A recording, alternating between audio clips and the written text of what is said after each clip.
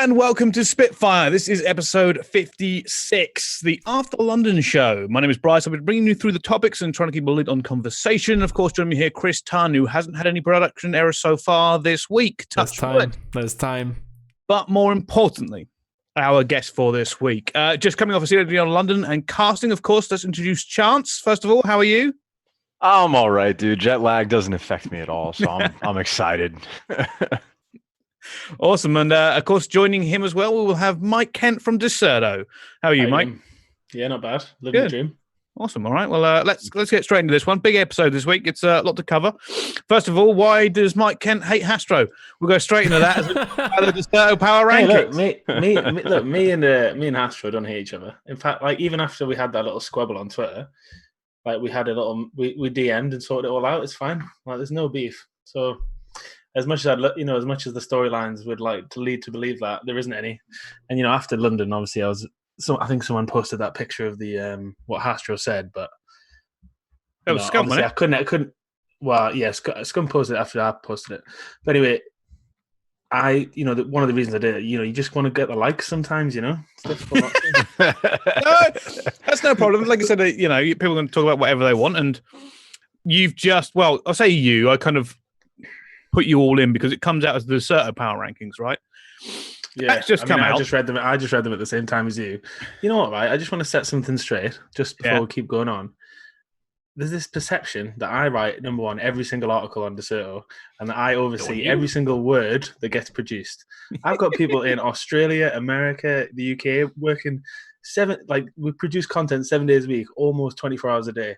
I am not checking every single post. So people coming at me going, "Oh, why did you post this about us?" I didn't post it, mate.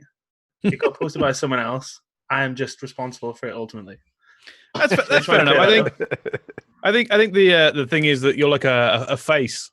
You, Marsh Loco, kind of like a face of Dexerto, right? Like that's the people I think about straight away. Yeah, and I understand that, but it's also just like I feel like people don't understand that. Especially on a site as big as Dexerto, they're producing, 350 articles a week. How many do you think I'm reading? Yeah, that's true. At least 320 of them. Let's go into the power rankings then, because it's an interest, and this is why, and this is not a direct shot at you. My issue with power rankings at the moment is the format for this year. It's difficult to benchmark teams and to put up power rankings with the format of teams don't play that often. You can't get the matchups you want to see. And this one, obviously puts it right into there. Case in point, Chicago Huntsmen are now, they've moved up a slot because they won London. Yeah. Atlanta have moved down one. No correlation between those two teams, right? No correlation other than we've just seen Huntsmen play. It's an issue. It's an issue of this year. It's not an issue of the journal. It's an issue of this year. Yeah, I mean, as you said, like it's going to be very, very difficult until we've literally seen everybody play everybody in at least another 2 events before we can probably make a good decision, or at least a relatively informed decision on power rankings. I think for the most part, it's you can come up with something, but you never know. I mean, Atlanta could literally blow everybody out of the water. They look great against, the teams they played. In which case, if they do, they'll go to number 1. It's not difficult. Yeah, exactly. But the reason is, if you think about it, I haven't written these power rankings, and I actually read them at the same time as you just before, right?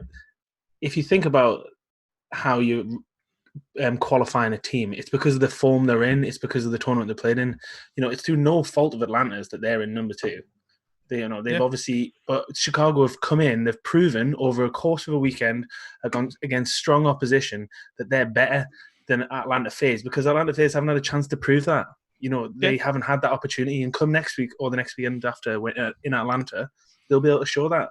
But until they do that, then Chicago are going to be perceived as the number 1 team. That's just the reality of it, because you can't judge someone based on the 2 games that they've played. No, you're right. Well, that's what I'm saying. This is, and here's the worst part of it, right? Is if we jump 2 months in the future, and we've now had a few tournaments and people have balanced out a little bit, power rankings become even more irrelevant, because basically then it's just going to be the same as the league. We'll have enough games and be like, oh, this is pretty much how the league packs up, right? No, it won't, though. It won't, because of the way the setup is, because the tournaments each tournament, isn't it? The matchups are set. The groups are set dependent already. They're not dependent on the outcome of games. Yeah, so you won't know the true end of league standings until everybody has played the same amount of events. I don't know. Yeah. What I'm saying is once that happens, in each group though. So if you go to Atlanta in 2 weeks, it's still going to show that if you go to an event in like 3 months' time, those groups are already decided. So it doesn't matter. So the power rankings are still going to exist because there's going to be a time where, FaZe and Chicago are going to get put in a group together. And once they play each other, that doesn't mean just because one of them might get knocked out in the groups that therefore they're not as strong as the other. I think power rankings are, number one, it's just a good discussion point because, people have different opinions on their teams, etc. And number two, that's one of the things, discussion. And, if there's a bit of controversy around it, I think that's even better, especially if you can't decide who's the best team. Why, it'd be boring as fuck if it was just, we know who's 1, 2, 3 to 12. Like you would in the Premier League, for example. Oh, no, I get that. I'm just saying, like, once there's been a lot of games played, because there's more games played than a typical league structure like the Premier League, right? You got to wait ages for all these games to kick off. Here, after 4 or 5 events, we will have a lot more benchmarkings, right? Because these teams are going to play. They play groups. They go into the bracket. There's a lot of games to play. It should benchmark them quite well, and in the league, law of averages, it should start to even out roughly to where the power rankings actually are for the league thing. I'm not saying, like, don't get me wrong, I've done power rankings before, and I love the idea of, power rankings put in discussion, hence the fact we put it on here. Yeah. I just think at the moment, because of the way the league works at the moment, it's like really hard to do them right now. Because here's the thing, right? If you put out these power rankings in almost any order, people argue against it. And not because, not for reasons they don't agree with it or whatever, but just because there's the sample size. Like, people right now are probably arguing over Chicago Huntsmen and Atlanta for no real reason, because honestly, if you put them the other way around, people are probably moan too. Like, there's no reason for it. It's just because they haven't played each other, and therefore they're going, oh well, we don't know. But your logic for putting the Chicago Huntsmen first, I can get behind that. I can understand that from a power ranking point of view. And before I go any further, Chance, what do you think of the power rankings? You've had a chance to read them. I don't think of power rankings anymore at all. I think of teams in like a tier list system. Like, when I think of who is the best team in the game, it's Chicago and Atlanta right next to each other. After that, it's everybody else. Like, I like, if they have, Optic LA is like the bottom team. The Optic LA could come and play against like Paris, the number 4 team. I have no idea who's going to win. I might go Paris like 60-40, but like, I'm not confident. But the only teams I'm confident in, if Chicago plays anyone other than FaZe, Chicago's going to win. If FaZe plays anyone other than Chicago, FaZe is going to win. Everyone else just sucks right now. So I just don't care. Like, if those two teams, I want to see those two teams play each other. Like, we could skip to the grand finals in my mind just about like when the Atlanta Homestead comes out, because those are like the 2 best ones. Or maybe like let the Empire play too, since they've been like not closing the gap necessarily, but like they're at least like right behind them. So I just don't care about the power rankings, because like it doesn't matter. Like, there's 2 good teams, one kind of good team, and then everyone else is just behind. Have you read Thorin's power rankings for CSGO before? I really like Thorin's power rankings, by the way. But he actually does a similar system, what you're suggesting there. He still puts teams in 1 to 10, but he also puts them in different classes. So it's like these teams could win I can't remember what the tier. I think it's S tier. These teams can win a tournament. The next group, it's like these guys could challenge, but these guys ahead are going to do much better. And then it goes down the list. So I do like that idea. And you know what, Chance, we could even implement that for you into the power rankings next time. I mean, I just think that's more how people think about the teams anyway. I don't think any fan actually has a clear-cut 1 and 12 in their mind. They just have an expectation of, like, you pick 2 random teams. They just think generally one's better than the other, or they think it's like a 50-50. So I think the tier system just makes more sense. That tier system does make sense, to be fair. But also, if you think like, one thing that people argue about power rankings, they're like, oh, power rankings, you know, this team should be this team there, and it's all hardcore Call of Duty fans that are discussing that. What people don't understand is there's a lot of casual Call of Duty esports fans out in the world, and there isn't. And if people are looking to understand who the best teams are, if they look and read 1, 2, FaZe and Atlanta, they're going to realize. FaZe and Atlanta, same team. FaZe, Chicago and Atlanta, they're going to go, yeah, okay, these are the 2 best teams. They're going to understand that. But that's, I think, what people in esports in general don't think about, is they think about, from my perspective as a hardcore Call of Duty fan, this is what the rankings should be, but they're not thinking from outside of it, where it's like, I think it's good that ESPN does theirs. It's good that other people do their rankings, because it might not affect you, Chance, because you're an expert, but for the casual Call of Duty fan, that's so important. I think you need to have that. You need to have guidance for people that just want to follow it from a kind of really high level.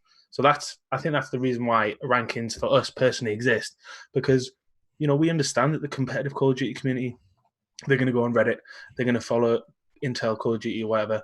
But when people are searching for it, people are going to find our site because, obviously we've got a good SEO ranking.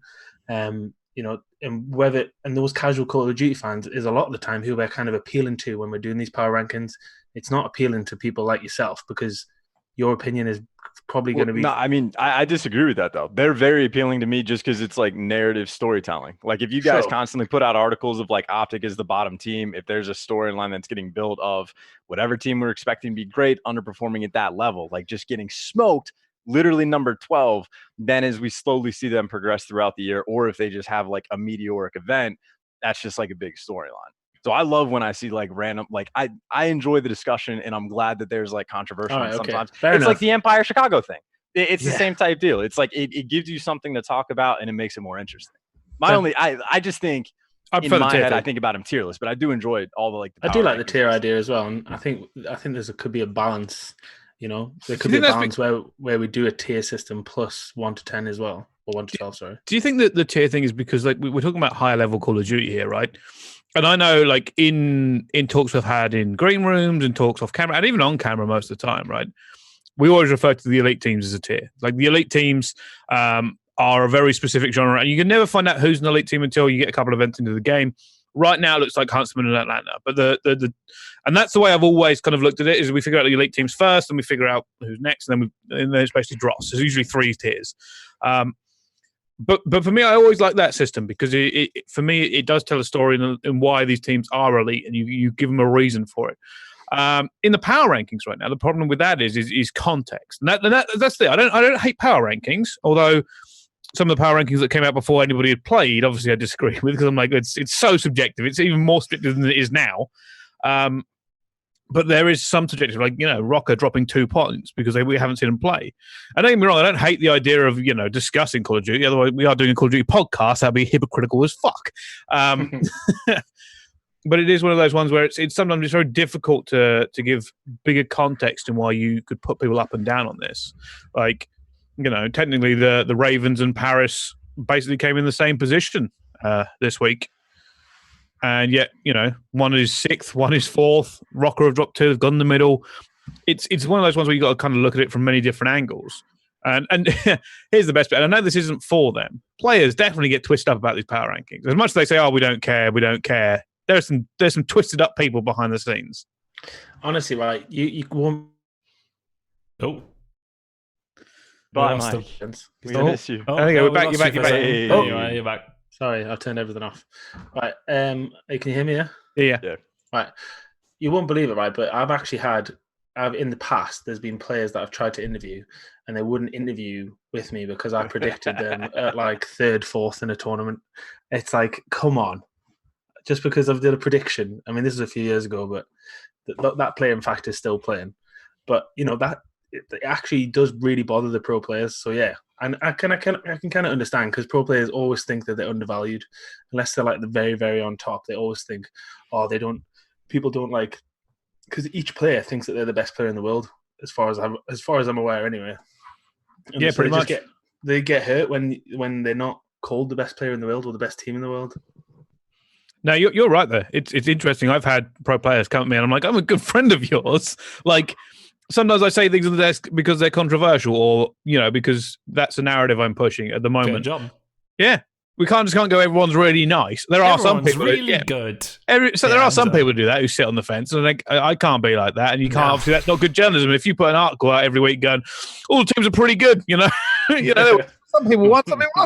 Everyone's winning. Yeah, no one would care. But it is interesting to see. And then the thing is, a lot of players say, "I don't care," and then they get all twisted up. You see them in an interview, just going, "Oh, fuck them." Like, oh, Jesus. It's if you're going to play at pro level for millions, like people are going to comment on it, and people are going to say whether you're good or bad. It's always going to happen. Let's move on though, away from power rankings, and talk about CDL London. CDL London just happened. Big event in my mind because it was the first homestand event, like proper homestand with the new tournament format. London had a lot of hype to live up to because of the London event last year. So let's kind of to launch straight into it because I wasn't there this week and I watched everything from the stream at home. Didn't start off greatly, but let's start with a positive here. The London crowd was in attendance again. Yeah, it wasn't. I think Mike's probably going to agree with me here. Not as good as it was last year. But that's the reason for that, though. I think. Yeah, there's a reason for that, and we were talking about it actually. Just the layout of the crowd, I think, didn't lend itself as best as it could have. I mean, I don't know what restrictions they had and et cetera, et cetera. You know what? I mean, all of us in here know what goes into putting on an event, et cetera, and knows all the red tape that can come into it. But at the same time, I think if the layout was a little bit better, then, the crowd would have, maybe the atmosphere would have been a bit better. It wasn't through any fault of the crowd that. Yeah, it wasn't the people. They were at capacity for the layout that they were given. They were at capacity for those people to make noise. So if you think about this, how it was laid out last year, you had a level flat of like people. Yeah. Then you had a bleacher going up towards the back. This bleacher bit here didn't exist, and so all you had was just a row of like chairs in the middle, and then some on the side. But it must have been about half or third of what the capacity was from last year, because all the other people just sat around at the top ball bit, but those people weren't at all as included. So I actually found that, you saw quite a few people on the day one in that top bit that weren't there on day two because they just didn't, I don't think they felt as part of the action. I did kind of say, and, the event, don't get me wrong, it was great, but if you just talk just purely about the crowd, it didn't really have a chance because of the way it was set up. And, I even said that to OD. I said, look, it's a great event. Because he said, what do you think? And I said, look, great event, but I think, for the event in June, you have to try and replicate what you did or what they did last London at CWL London last year. Yeah, because that was the perfect setup. Well, even if you want to, because I ran that event back at G3, and as soon as I saw, all right. Here's the thing, right? I was sitting at home. As soon as I saw a picture of the venue, I went, "That's going to be a problem." I think I messaged you, Ton, about it, didn't I? Said, "What have they done to the venue?" Because I've done that thing when I was working with Gfinity, right? And I was like, that doesn't seem like the best way to utilize that venue, right? Inbuilt bleachers, Olympic Stadium. You have the facilities there to kind of basically tailor it however you want. CDL London cut it in kind of half horizontally, and G3 actually went lengthways, all the way along. And there was so much room because that's what I said. I said, I don't understand why there's like this, like these partitions. They've just laid it all out flat. I was like, because there's so much room in that venue that you can basically cut it up however you want. And have the crowd basically like wall to wall. That's where the London noise come from, is because it was just a wall of fans all the way up. Same with G3. And G3, we made a mistake. G3 had a horrible mistake. We didn't have any floor seats because we didn't realise how many people were going to pile in, and that was terrible. And obviously, when Gfinity went back, I wasn't with them this time. When they went back, they recognised that and set it up that specific way. Worked great. And I'm sure they will change it for June, right? I think one of the other things I heard from a friend of mine who was in attendance was this splitting up of the tickets, talons or wings or whatever. Yeah. So if you were wings, then you were only allowed in the top bowl, and then if you were talons, you were allowed on the ground floor. And eventually, by the final, they kind of were like kicked everyone out of the top section and brought everyone down. But by that point, there was only enough people to fill that bottom section anyway. And similar to kind of the previous year. The problem you have when you have so many games is that by the time you get to the final, everyone that was loud, they're fucking knackered. They need a rest. They've drank all day, and the only people that are shouting are usually shouting something pretty abusive. So, I think again there needs to kind of be worked. I think the crowd is such an important asset, but unfortunately, it's kind of just expected of the crowd from start to finish to be like this huge raucous crowd, and that's just not really possible. But again, it just didn't lend itself to that layout because of the way they did it. And I'm sure they'll learn from it.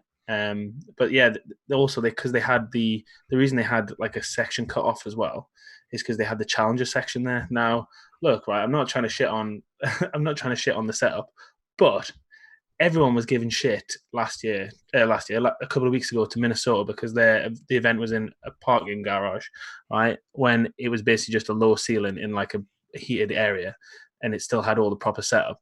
But nobody was saying anything this time around about the fact that players were playing and they were deafened by the noise that was coming out.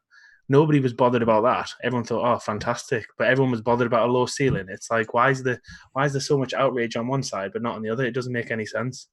And actually, when Tony, of course, great interviewer for Dexerto this weekend, he actually interviewed Bids, who won the tournament from Singularity in the Challenger tournament, and he said it was extremely difficult, especially in games like S&D, to be able to hear what was going on. So, I think there can be massive improvements. But again, for June for London, I think they've got like 100 and odd teams or something, aren't they?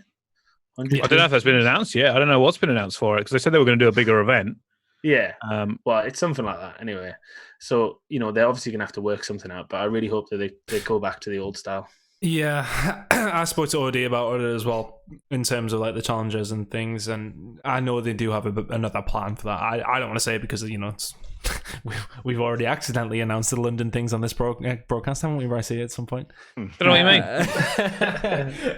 I named the fans the Ravens. That's about it. Yeah. I will jump in and say though, I don't think it's just like I want a lot of these teams to learn about that as well and like learn from each other because like 100%. I don't know how big of an issue it was for London, but at least Minnesota I think had it as well. And I think future events might have the problem of the tickets for like the floor seats that are right in front of the stages are way more expensive than they are for like the bleacher seats. So like in Minnesota, we had the issue where you fill up the first couple rows, there's a bunch of empty spaces, and then like the cheaper general admission seats behind are nice and packed, but there's still that disconnect in the crowd. And then in London, you had the disconnect in the crowd of the floor seats versus the people that are up in like the nosebleeds effectively. And there's just too much of a disconnect. And like, it's so much nicer when everybody can just pile in, you get everybody grouped up. It makes the crowd better, the energy better, and all of that. But I'm going to have to imagine that every single event in the future, at least with the planning now, I don't know how many adjustments they're going to make. It's going to be the same thing. Where there's going to be a massive price discrepancy for the better seats. It's going to be difficult, right? Because some of those tickets are already sold. I know like a lot of places are already selling both their home stands. I know London did. London sold their season tickets. But also, because here's the thing. So I heard this like from people I knew that went, right? Because I spoke to them after the event and they was like, Challenger have a specific ticket, so you can't. But even if you have like the more expensive floor seats, you can't sit in the bleachers. So if you want to go speak to somebody, you can't mix in that area and watch a game together. Yeah, that's what I got told, and I was like, that's a bit upsetting, And I'm sure they'll fix it. I imagine obviously you want to give like a premium feature to an event. I know it's a thing for monetization, and you want people who want to sit at the front can sit at the front, and those who don't want to pay that price can sit in the bleachers. But I think it's one of the things there, and it's teething issues, I imagine, right? All these first time doing these events and stuff. I feel like, I don't know, I did hear a rumor of who was running the event. I obviously know that Gfinity wasn't involved. No. And obviously they had the experience. All right. But obviously, they've run that venue several times. So it probably was like, I don't know how, I know how politics and business work. There's no chance you can just go, hey, could you give us a hand with this? Because they don't have the contract. Obviously, there's experience there and stuff. Charles, I did want to ask you one last thing about it. I know we didn't talk to you a ton about this subject, but you're a caster, right? You feed off the crowd. We know it's a very real thing there. And I know from talking to you in previous years, London's a highlight of yours. You want to go to London, you want to see the crowd because you missed out on Birmingham and they turn up to London. You always said it's one of your favorite events. How was the crowd from a casting point of view, like the feeling of it? I think while casting, like it was fun. It definitely wasn't the same as it was last year, but we were also disconnected from the crowd as well. Like last year in London, we were literally 5 feet away from all the fans in the bleachers, just on like the other side of them, completely open space. This time we're like on the second story off to the side. So I could tell when they were having chance, and they were definitely more active and more creative than like the American fans, but it didn't have like quite the same impact. Like it was definitely nice that they were there. And I think my favorite part about the crowd actually was through all of like the lull moments, they made things more entertaining. Like when we had the 45-minute delay before the hype battles, the crowd was getting hype and cheering about random stuff, whether it be a beach ball or just roasting outright Nicky Romero or whatever it's going to be. The crowd was having enough fun with different things in like the downtime that I appreciated. Like that to me was the more standout, but I think generally it was whelming rather than like overwhelming. I think as well there was a lot of anticipation. Everyone was like, oh, the crowd's going to be insane, I think if you ever build it up to such a degree, there's especially when you've got a tournament organizer, or you've got a setup that hasn't been done before.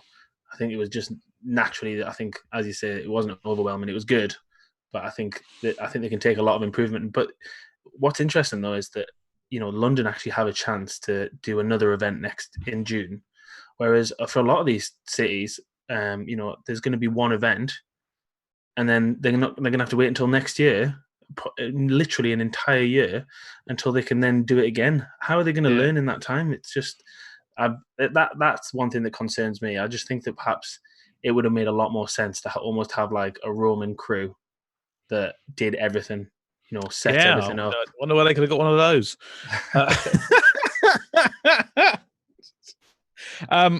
No, I agree. It's interesting. Obviously, like London, you're going to come to Europe for the European fans. It's going to be a big event in June. I'll probably even turn up to that one. I'll just get drunk in the crowd. I'll help. It's weird, right? Like crowd mechanics and stuff. Because I feel like, like last London, there were a few people I knew there, like were helping the general atmosphere. I think the casters had a good time getting involved and stuff, and maybe not as easy to do with that setup as well, right? But it was interesting. Let's move on from the crowd though, because I'm sure I'm going to see an even bigger showing in June. I'll turn up as I'll take the can costume. I'll turn up as the Foster's can. Hell of it. Actually, before we move on from the chance, there was a few abusive fans there this weekend. There was abusive fans last year, so I don't know where the idea that they were only there this weekend. They were 100% there last year. But I mean, the problem, I think. I think it was actually worse this year, though. I want to say. You think? I think so. I think it glossed over more last year. I don't know if it was worse this year. I mean, you always get the pedo chance, which is just weird. I don't know if it's because like maybe I was just in the venue more, like in actual where I could hear it more this year. I don't know. I think it was a little worse. Like you had more people holding up like things on their phone saying, not very nice things. Some of the chants were a little bit more direct at players. At that point, security should get involved. Like anything abusive. What are you going to do? We're going to do chuck 60 people out? Yeah. No, I think there were very specific examples for it. Don't get me wrong. I'm all for a good time and stuff, but there's certain things that I don't think should be tolerated, or at least security should come and have a word with them. Say, hey, stop sticking your phone up and calling somebody a nonce. Like, because that was on there. If I remember correctly, Chance, you almost said that on broadcast because you didn't know what it meant. Dude, I thought that just meant idiot. I'm not kidding. I thought that was slang for just like a dumb person. And as soon as I asked Ben after, I was like, that's what it's used as a lot. That's what it's used as a lot. But obviously, the actual reason, the actual name comes from that. But there was one point, right? I was standing on the side, and then all the crowd shouting pedo at someone, and then it was off broadcast, and then it came back on the broadcast, and they immediately cut to a highlight of people shouting pedo. I thought, who's in this production truck? Like, what is going on? Why? How could you possibly not understand what that meant? Yeah, that one's pretty cut and dry. Because I was listening to the Chance looking at that phone. I was like, please don't say it. For God's sake, don't say it. Fortunately, he didn't. I messaged Ben after going, I bet you wish. And Ben was prodding him like, don't fucking say it. Well, so no, Ben actually didn't notice. That was like the problem. He was like turning to look at the crowd, so he missed it. So when I like brought it up and was like, I don't think I should say that word. He was just like, I don't know, man. Like, go for it. Do what you got to do. Sabotage you. But let's move on, because I think this was a slicker event once it started to get into the flow. The problem was there were like 3 different sections in my mind. Well, maybe 4. The startup was a bit rough again, but it's a different production team, so I get that. Then it sort of started to smooth out towards the end of Saturday. And then when we went into Sunday, obviously the delay kind of put a big kibosh on things. This hype battle thing they keep doing. Yeah. What it was, right? Here's the thing: as much as you hate the delay, the hype battle was great. They took the shit out of it. We said it was good because of the crowd, though. Yeah, we said that after. Like, I remember it was loading up, and I was like, "Fuck me, I can't." I mean, I was partially excited for it just because Jamal Lascelles was there, and obviously he plays for Newcastle, so I was like, "Fuck yeah, Jamal Lascelles!" But at the same time, I was dreading it. I was like, "Oh, these things always suck. These are always shit." But when it came around, it was actually quite fun. But I just don't get why they chose Mad Cat to do it when he's in the middle of a fucking final. And the challenger side, that just bemused me. I was like, well, yeah, okay, Dylan was when he did it, he was great. Obviously, he was talking shit to Sansa, which is always fantastic. But surely use somebody who's maybe a little bit more free. Tommy Tommy, yeah, that's what I said. I said, why don't we use Tommy? Like, I mean... You say that, right? You say all this, but Mad Cat definitely bought the entertainment. Oh, no, 100%. But the delay was because he was in the final. And it's like, well, just choose somebody who's It wasn't not even in the playing. final, was it? No, it's third. You come third, fourth, wasn't he? Yeah. Losers final. Well, either way, he was playing. And they were like up 2-1 in the series, and then they like lost the next 2 maps. So he like got eliminated in a heartbreaking fashion, and then he had to immediately go play in a high battles. I'll tell you something. Shout out to him for the attitude he came on the stage with, though. Mad Cat killed it. Yeah, 100%. I think he did himself a lot of favors there. I'll be honest. He came on, and I was like, he's not going to want to do it if they lose here, is he? I think they lost like round 11 last map as well. But then it was like, flick the switch, straight on. Yeah, no bother. I can do all this shit. And then beat Sensor as well, which was... Nicky Romero was all right. I'll side with him then. Nicky Romero actually could shoot. It was when he blooded Doug for the first 2 rounds. That was probably my favorite part of the event, in fairness. But yeah, I think there's again, it's like, you know, like Mike said, right? It's a learning thing. There are shots and there are parts of it. Like here's my 2 main complaints, and this is just from a nitpicky point of view from watching from home. The desk segments. And here's the thing, I can't even pass judgment on the new desk at the moment, because every time I try to watch the new desk, it seems like we do about 2 minutes and it goes again back to adverts. I would like to have a longer conversation on the desk, you know, like there's a point for me, because I really enjoy desk segments. I think some of the best times are on desk segments. I've always been a big fan of CSGO desks. And watching, I'm like, all right, back to the desk. Here we go. Back to the thingy. We're talking. We've gone back to an ad. Okay. It's like, Jesus, what actually happened? I think that could be a longer segment. I think that needs to smooth out. I think Lottie is doing a fantastic job. And I really want to see her kind of bring out, you know, the personalities that she has with her. But I never feel like there's an opportunity to do that, because they hit these segment marks. And then once that segment mark is done, I know Phil is a terrible thing, and talking heads is a terrible thing in a lot of broadcast circles. You go again. You go down to the floor. You go to the casters. Like the casters, I felt were doing more of the desk segment than the desk this weekend, and that's just me from a broadcast point of view, because I have a very serious passion about desk work, and I want to see be a very entertaining part of the show. Fortunately, Rich, you know, made it entertaining, but I feel like the analyst section wasn't given enough airtime. I would like to see those guys on camera more. It is going to be adjusted just for what like part of the casters doing a ton of like the hosting work, a ton of the desk work, that was planned for like the first part of the show, I think on both Saturday and Sunday, just because of how many matches we had. We wanted to go fast enough. So part of the desk was going to be shortened or completely cut off. Like the first 3 series of the event, there straight up was no desk. But I know after that the desk, there were some complaints about them being incredibly rushed and not having time to actually like give out any points. It's literally just to say a quick blurb, everyone say their piece, and then jump to a commercial. But I don't know if growing pains counts, because it's like a new schedule. It's more matches. Like we had 8 on Sunday, which we've never done before. I'd say it's all a process that's like trying to be improved, but you were not the only person that felt that pain, Bryce. Yeah, I think turnarounds. Here's another right, and I know I'm talking about things, but here's the other problem: turnaround times. Now, it's difficult to bring this up, because I know turnaround times, and we've all experienced it, right? We've all been to about enough Call of Duty events that the number is ridiculous. I know that turnarounds can be done faster. I refuse to believe they can't be done faster.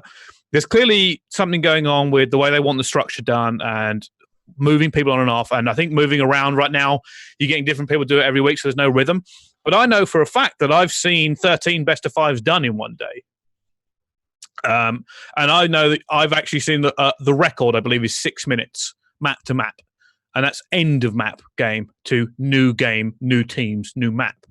So I would feeds back maybe into your, you know, we wouldn't see much of the desk at all. No, really, but that's the thing. Here's the thing: when turnarounds are like 45 to 50 minutes long, and I still don't see the desk, that's when I get a little bit like, well, I could quite happily listen to experts talk Call of Duty, right?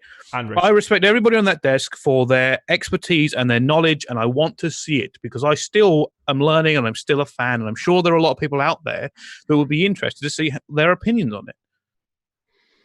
I still think there's too many games played on stream. I think it should have been a 3-day event, and then that would have solved the problem. But we talked about this on Twitter. Yeah, it's difficult to just go from a 2 to a 3-day. Like the expense is like another $100,000 or something stupid. Yeah, I think what they should do is, they should just.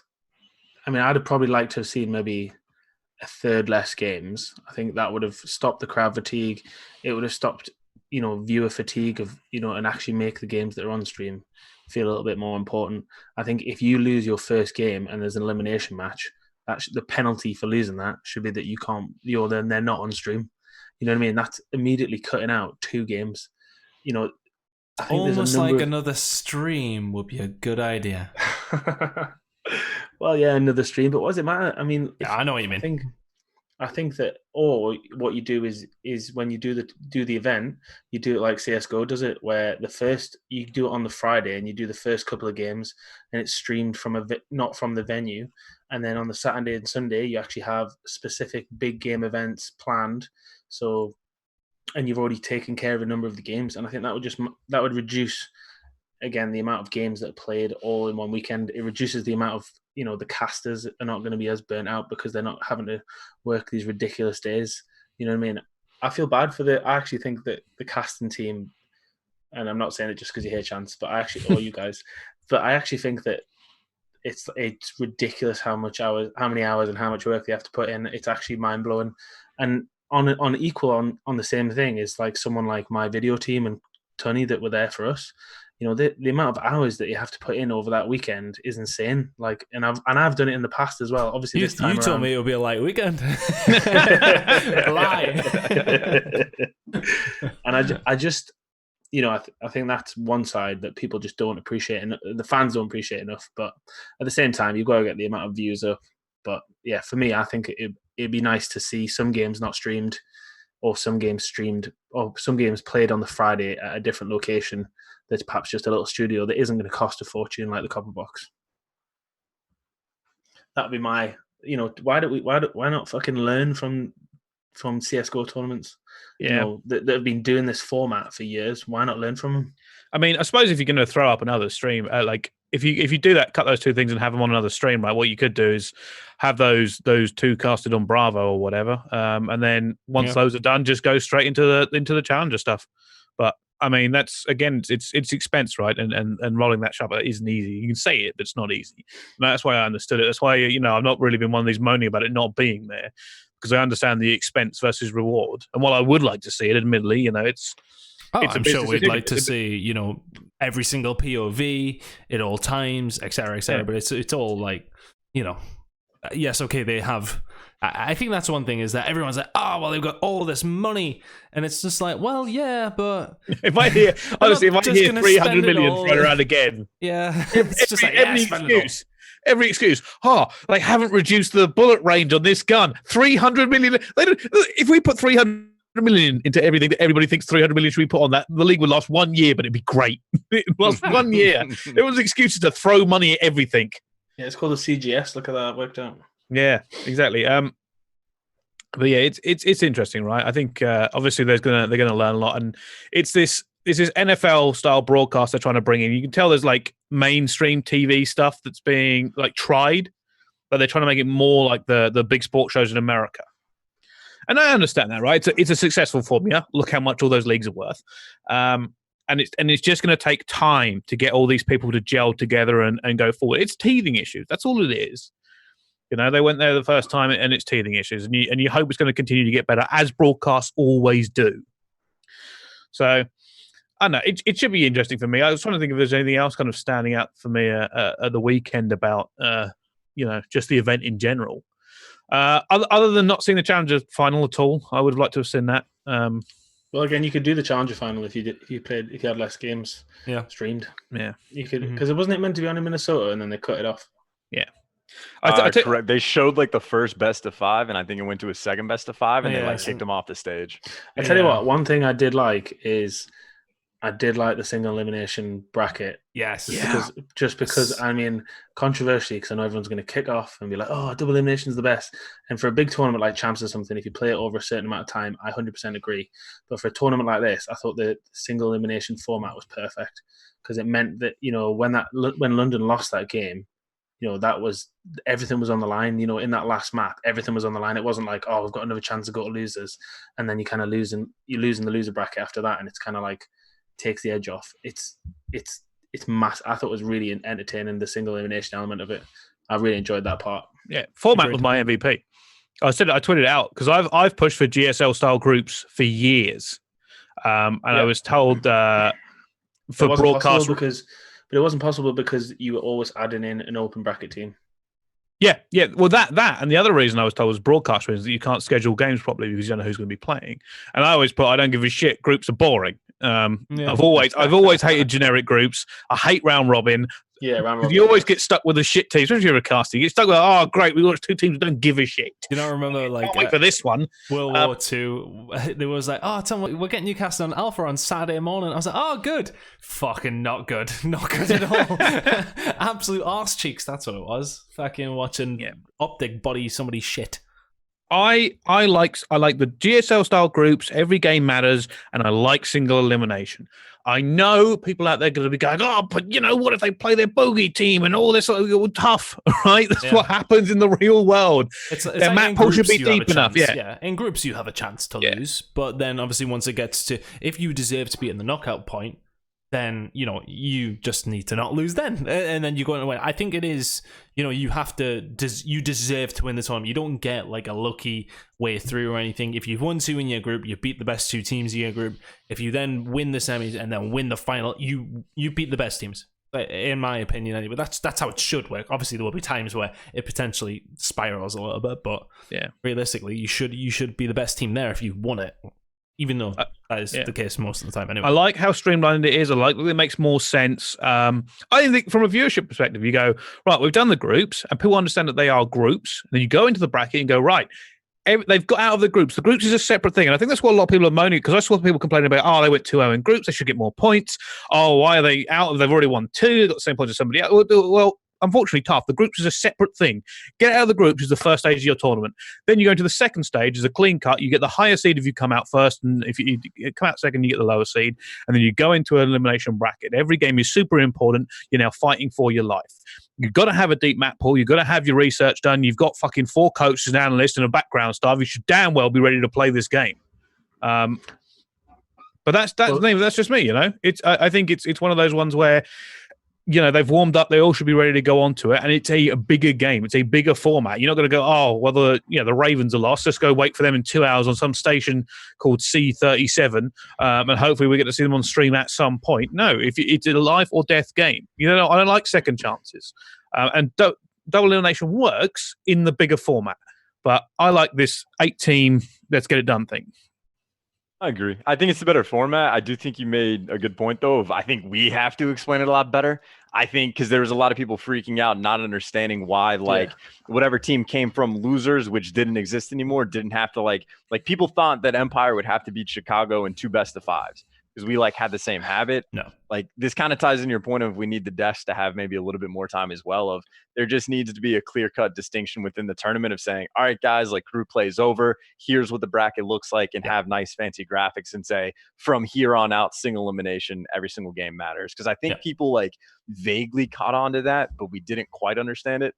And maybe it's just new format for COD, and maybe by Atlanta it'll be all smoothed over. But I think if anyone in here still doesn't understand it, it's win 2 in groups before you lose 2 in groups, then you're through to single elimination bracket. It's simple as that. Easy peasy. Yeah. And then people were like, well, no, because then if teams have won all their games, they don't get an advantage. Well, so? No, you got out of group in the first seed. That's what happens. Yes, exactly. It's like you're already looking really good. Let's give you a massive advantage. Well, no, you shouldn't, So nobody likes the second best-of-5 thing. Well, it's just never fun. Don't get me wrong. I hate sometimes it makes a cracking game, but at the same time. I will counter that point with last London when we did the second best-of-5 on main stage, and it was one of the most painful experiences of my life. I'll counteract that one with the one in what we did in Miami, where we did a double best out of 5 and went every single map, and it was fucking sick. But I could have done with just one. 2 different. I could have done with just one best-of-5. It makes. I get the advantage thing. If you win everything, that's great. But at the same time, you are right, Chance. Groups needs to be portrayed as its own separate thing. Like, think of it like a qualification for the tournament. Only 4 teams will qualify from groups, and that's it. Once the group is gone, it's done. You don't get to carry over your streaks from fucking groups. You don't carry over ammo and all this other shit. It's done. It's gone. But no, I love the format. I thought the format was great. Apart from all the games on Saturday. Apart from all the games on Saturday. But again, I think if you have turnaround sped up and a little bit of a different format on the desk, less ads here and there, and some of the other things that were done, you can smooth that right down. And 7 to 8 games is very much doable in one day. Like I said, I've seen 13 done before. Don't get me wrong, I would not advise 13. That was a crazy schedule. But I'd like to see the first set of games on the Friday. Then on Saturday you have a bunch, and then on Sunday you have your semi-finals and your final. And you can have like a show match. You can do fucking hype battles. You can do whatever you want. Like, I think that would make far more sense. And you do it at prime time in whatever location it is so that it works best. So if it's in LA, you do it slightly earlier because you've got the European fans. If it's in Europe, you do it slightly later because you've got fans in the US kind of waking up. So some CS events last like a week, 2 weeks. Like, exactly. Some CS events last like a week, but we're kind of, I understand they've got the rigidness to the schedule at the moment, but at the same time, I'd like to see some changes, and I'm sure there will be. I'm sure it's not an exact format, but basically, my point was saying is go back to the old way. No, I didn't say that. Last season. Well, that's what last season was. Start on the Friday late, do the Saturday, and then Sunday there's only like 4 games. Yeah, but you've also you're using this format, which is GSL. Oh yeah. That's what I'm saying. And also on the Friday, you just don't have it in a venue, so you don't have people there. Yeah, that can make sense. But here's the problem: is they'll never go for that because some teams will probably only really play on that Friday. I suppose you could do the first 2 games, but you still stream them. Yeah, I suppose the biggest issue is they want fans to come in and see these teams at home. So, like, if you're traveling down to go to, I don't know, Seattle Surge, going to Seattle, or going to see whichever your favorite team is, they want So what you do then is you set up a format so that whenever the home team plays, they're always on stream, they're always in the stadium, something like that. If that's how you want to work it, then fine, you could do that. So there is actually an advantage of being at home. But the advantage is you're always on stage. The GSL format, though, the way that they did it was that there was still everyone was still in the tournament Sunday. So, like, if you were to do this whole qualification thing, you could do a day of like, well, you play your first game, and if you lose, you don't play again until we go to fucking wherever. But that was deliberate, right? That's deliberate. Well, yeah, of course. They want everybody. If you bought a Sunday ticket, you still get to see your team. Yeah, and I can understand that. We let's move on because we haven't even talked about the actual teams yet. Yeah, it was that this hour podcast, Mike, that you wanted. Let's start from the bottom. Toronto Ultra. And this team, to give some context, was interesting coming into the weekend because they have made the first roster change of the year. And that's probably down to their unique team format of having 10 players, right? They've changed things out. People were arguing about it. There's some flack gone their way. Here's the thing, right? So, who was it? Metals went out, Bants came in. Did they also change somebody else? No, that was it. That was it. But I spoke to Looney at the weekend, and he said it was for communication purposes. Okay, which makes sense. I mean, because that was the question of like Metal. They didn't play that badly. Metals actually played pretty well, and it was like, well, he doesn't speak great English. It's just, well, that's one of those things, isn't it? Like, what can you do other than get them English lessons and try and pick it up? But yeah, I think Bance played well though. That was the thing. I thought Bance played great. Yeah, from what I've seen, I think he played pretty well. Again, I think they had. I don't know. It's a tough one with them because at the same time as they felt they had to make a change. They haven't had much time to practice with this new team, which will make a difference. But then that's the whole if you make this change, this is the problem that you now have to deal with. I straight up forgot they were like at the event. You like said Toronto, and I like went and checked to make sure they were like actually there, and they just got bopped 3-1, and then they were done. Like it's sort of the same caliber. There's just a ton of teams that I'm just expecting to lose or just not be good. Toronto's just in that category right now. Like, I have no reason to expect them to pull wins off of really anybody. Like, they certainly can. Like, they certainly can go toe-to-toe with, like, at least 8 or 9 of the other teams in the league. But I don't expect them to win in a tournament. I don't expect them to make a deep run. I don't really expect them to making out of groups necessarily either, depending on, like, what group they're in. But here's the thing, right? Making roster changes. Teams, I will counterpoint that, Charles, with a lot of people say the same about the Legion. Well, the Legion was a completely different thing. Like, I think if it wasn't for the fact that the Legion were just scrimming like EU AM teams at the start of the year, I think people would have been at least a little bit higher on them to the point where we wouldn't have said outright like 12th team worst in league. And also, now we've seen the Paris Legion play, and we're like, oh, they're actually good. Now I've seen Toronto play, and I'm like, oh, they're actually not good.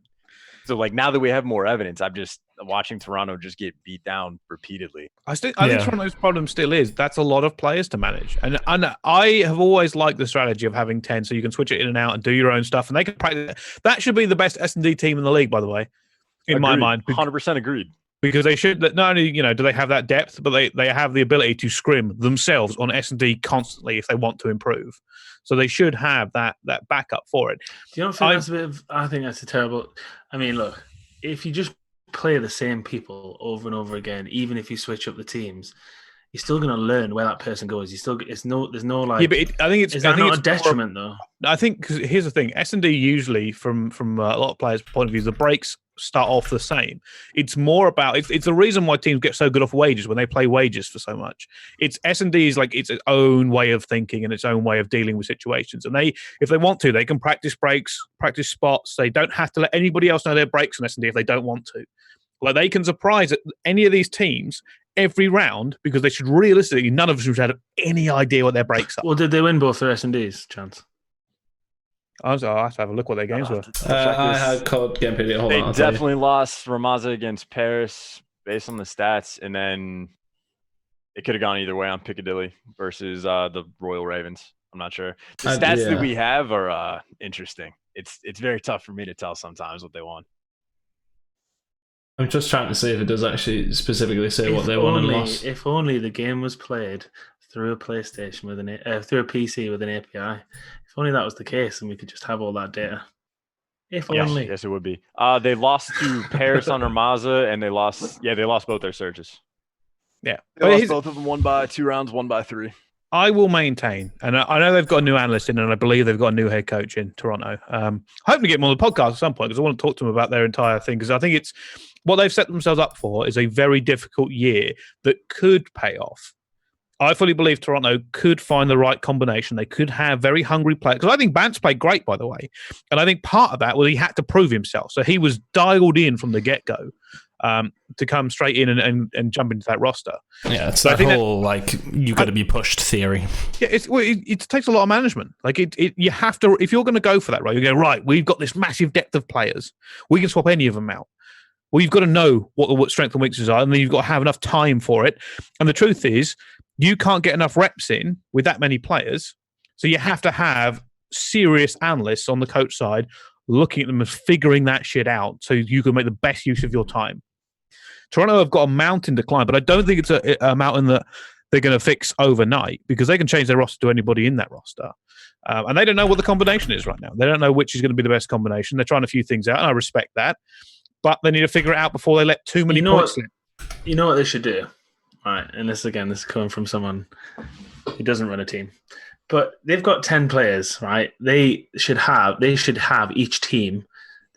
player, or each group, whatever, practice a certain amount of maps, and they just practice those maps over and over again. And then whenever that map gets picked, they just sub in those players. Isn't that the fucking point of the subs anyway? I don't know if it can. I don't know. I don't know what the sub rules are. Yeah, I can't remember what the sub rules are. I'm not 100% sure on this. I think they can swap in all 5 from one they map. Can swap all 5 in on one map. Why the fuck are they not doing that? If they're getting bodied anyway, they better do something. I mean, why is Seattle not subbing someone in just to play like search and destroy? There's so many teams. I think Toronto had the right idea of picking up a full 5. Yeah. I think it should have been of you pick up 2 variant players that you're expecting potentially to replace someone on your roster. If it doesn't work out, you pick up 3 S&D stars or even 3 just halfway decent S&D players. Yeah. And then you scrim against them in S&D constantly. You let them figure out all the different strats and timings, and you grind search against those guys. And you let them be creative and have different strategies. And then just in case you need to swap someone out, you have 2 good players on the bench.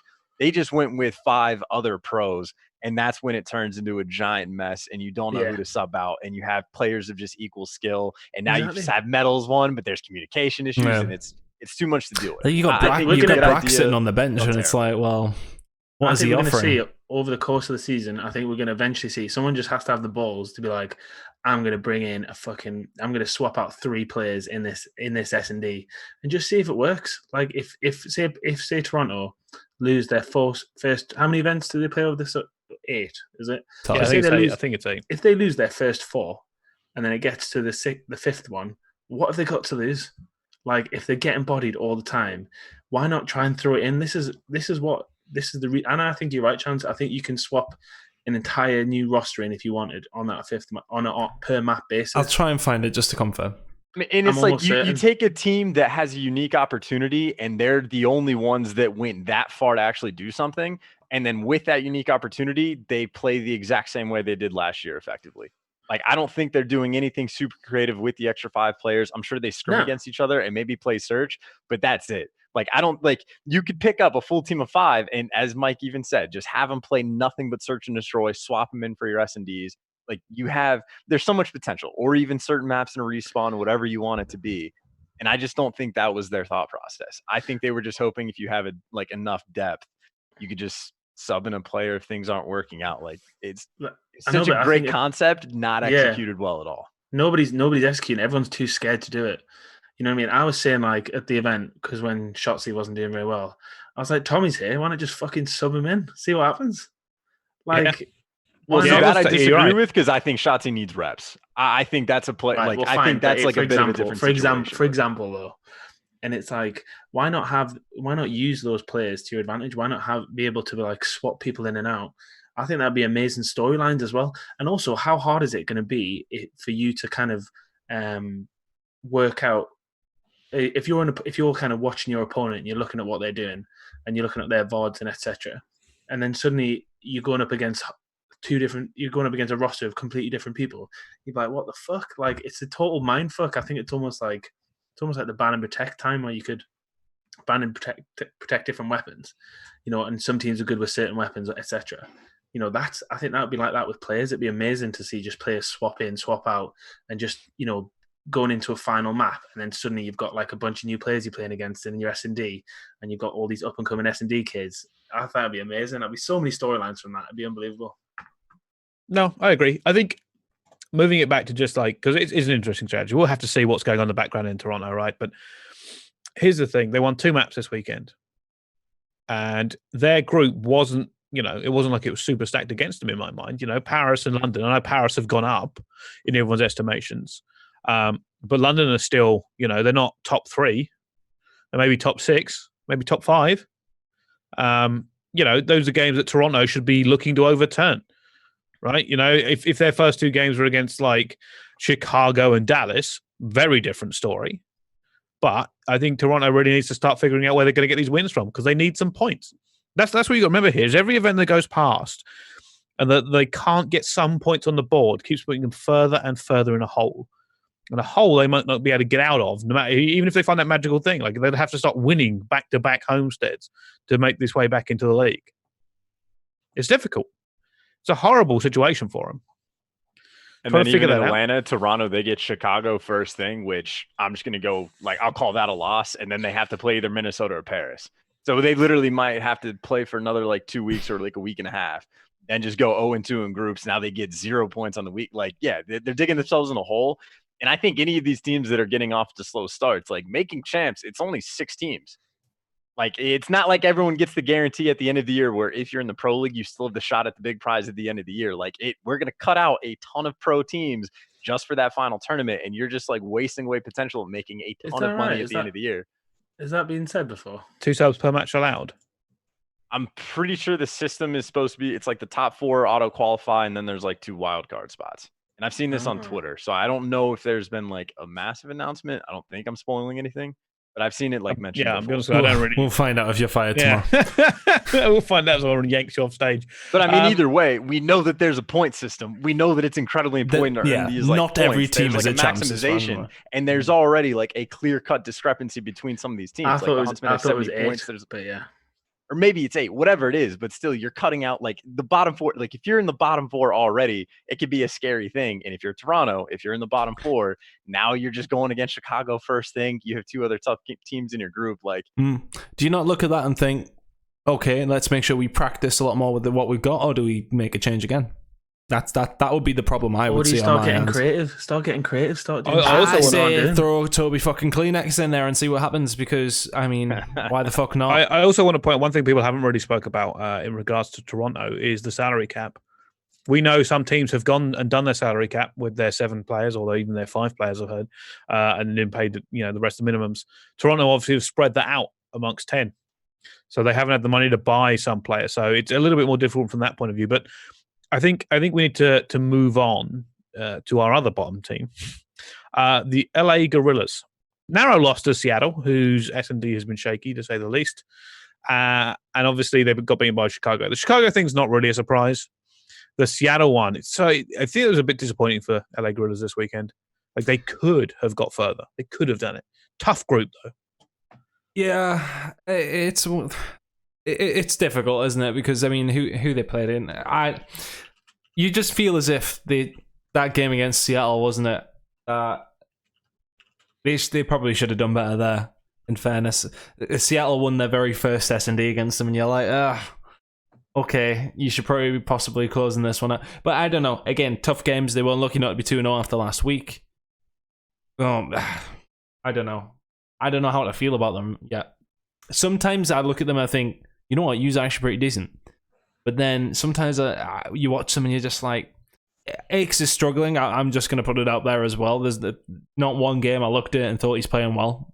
And I don't think that's mutually, it's totally his fault or anything, but at the same time, if you're going to play... I mean, at what point do you give Aches a dig in the rear? The problem with Aches is he's built up this sort of like shell, right? Well, no matter how bad he does, because he's being able to just turn that shit around and beat big teams at big events. Like, it doesn't, that shit gets swept under the rug for him more than anybody else. This is another one of those teams that pisses me off, though, because they're one of the teams that they just at the start of the year just didn't want to scrim. They waited until like midway through December and really till after like the Christmas, like the New Year kickoff to really start getting into scrims. And you waste all that time on the start. Like, let's say Dallas Empire, who were the best team in the game at the start of the year, by the end of it on the power rankings are like 8th. But if they accrue all of those points at the start of the year to always keep themselves in that top 4 range, then they qualify for champs. And even if they are like underperforming at that point of the year, that's still a decent chunk of change they're going to make at the end. And not saying they can't get better, but you have all these teams at the bottom that wasted so many opportunities at the start, and they might just be shooting themselves in the foot. Like, no, I don't think Aches deserves to get any slack. You go into like a cast, and I'm expecting Aches to like at best drop like a 0.85. Like, that's like a good series in my mind.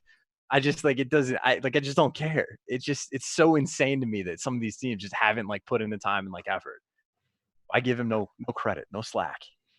Yeah, I can see it. And again, it's difficult because you get the thing of going, he'll turn it around. There always seems to be a story with Aches, he'll turn it around. And right now, the LA Gorillas, don't get me wrong, first weekend, obviously, they had the misfortune of the rule break. But now, it's becoming more and more serious because I don't know where to put them mentally against a lot of these teams. I'm sure if I went down the list and figured out who I thought they could beat, wouldn't be that many. No, genuinely wouldn't. I don't think LA Gorillas, I'd ever go LA Gorillas are the heavy favorite in any match that they would play. They're not.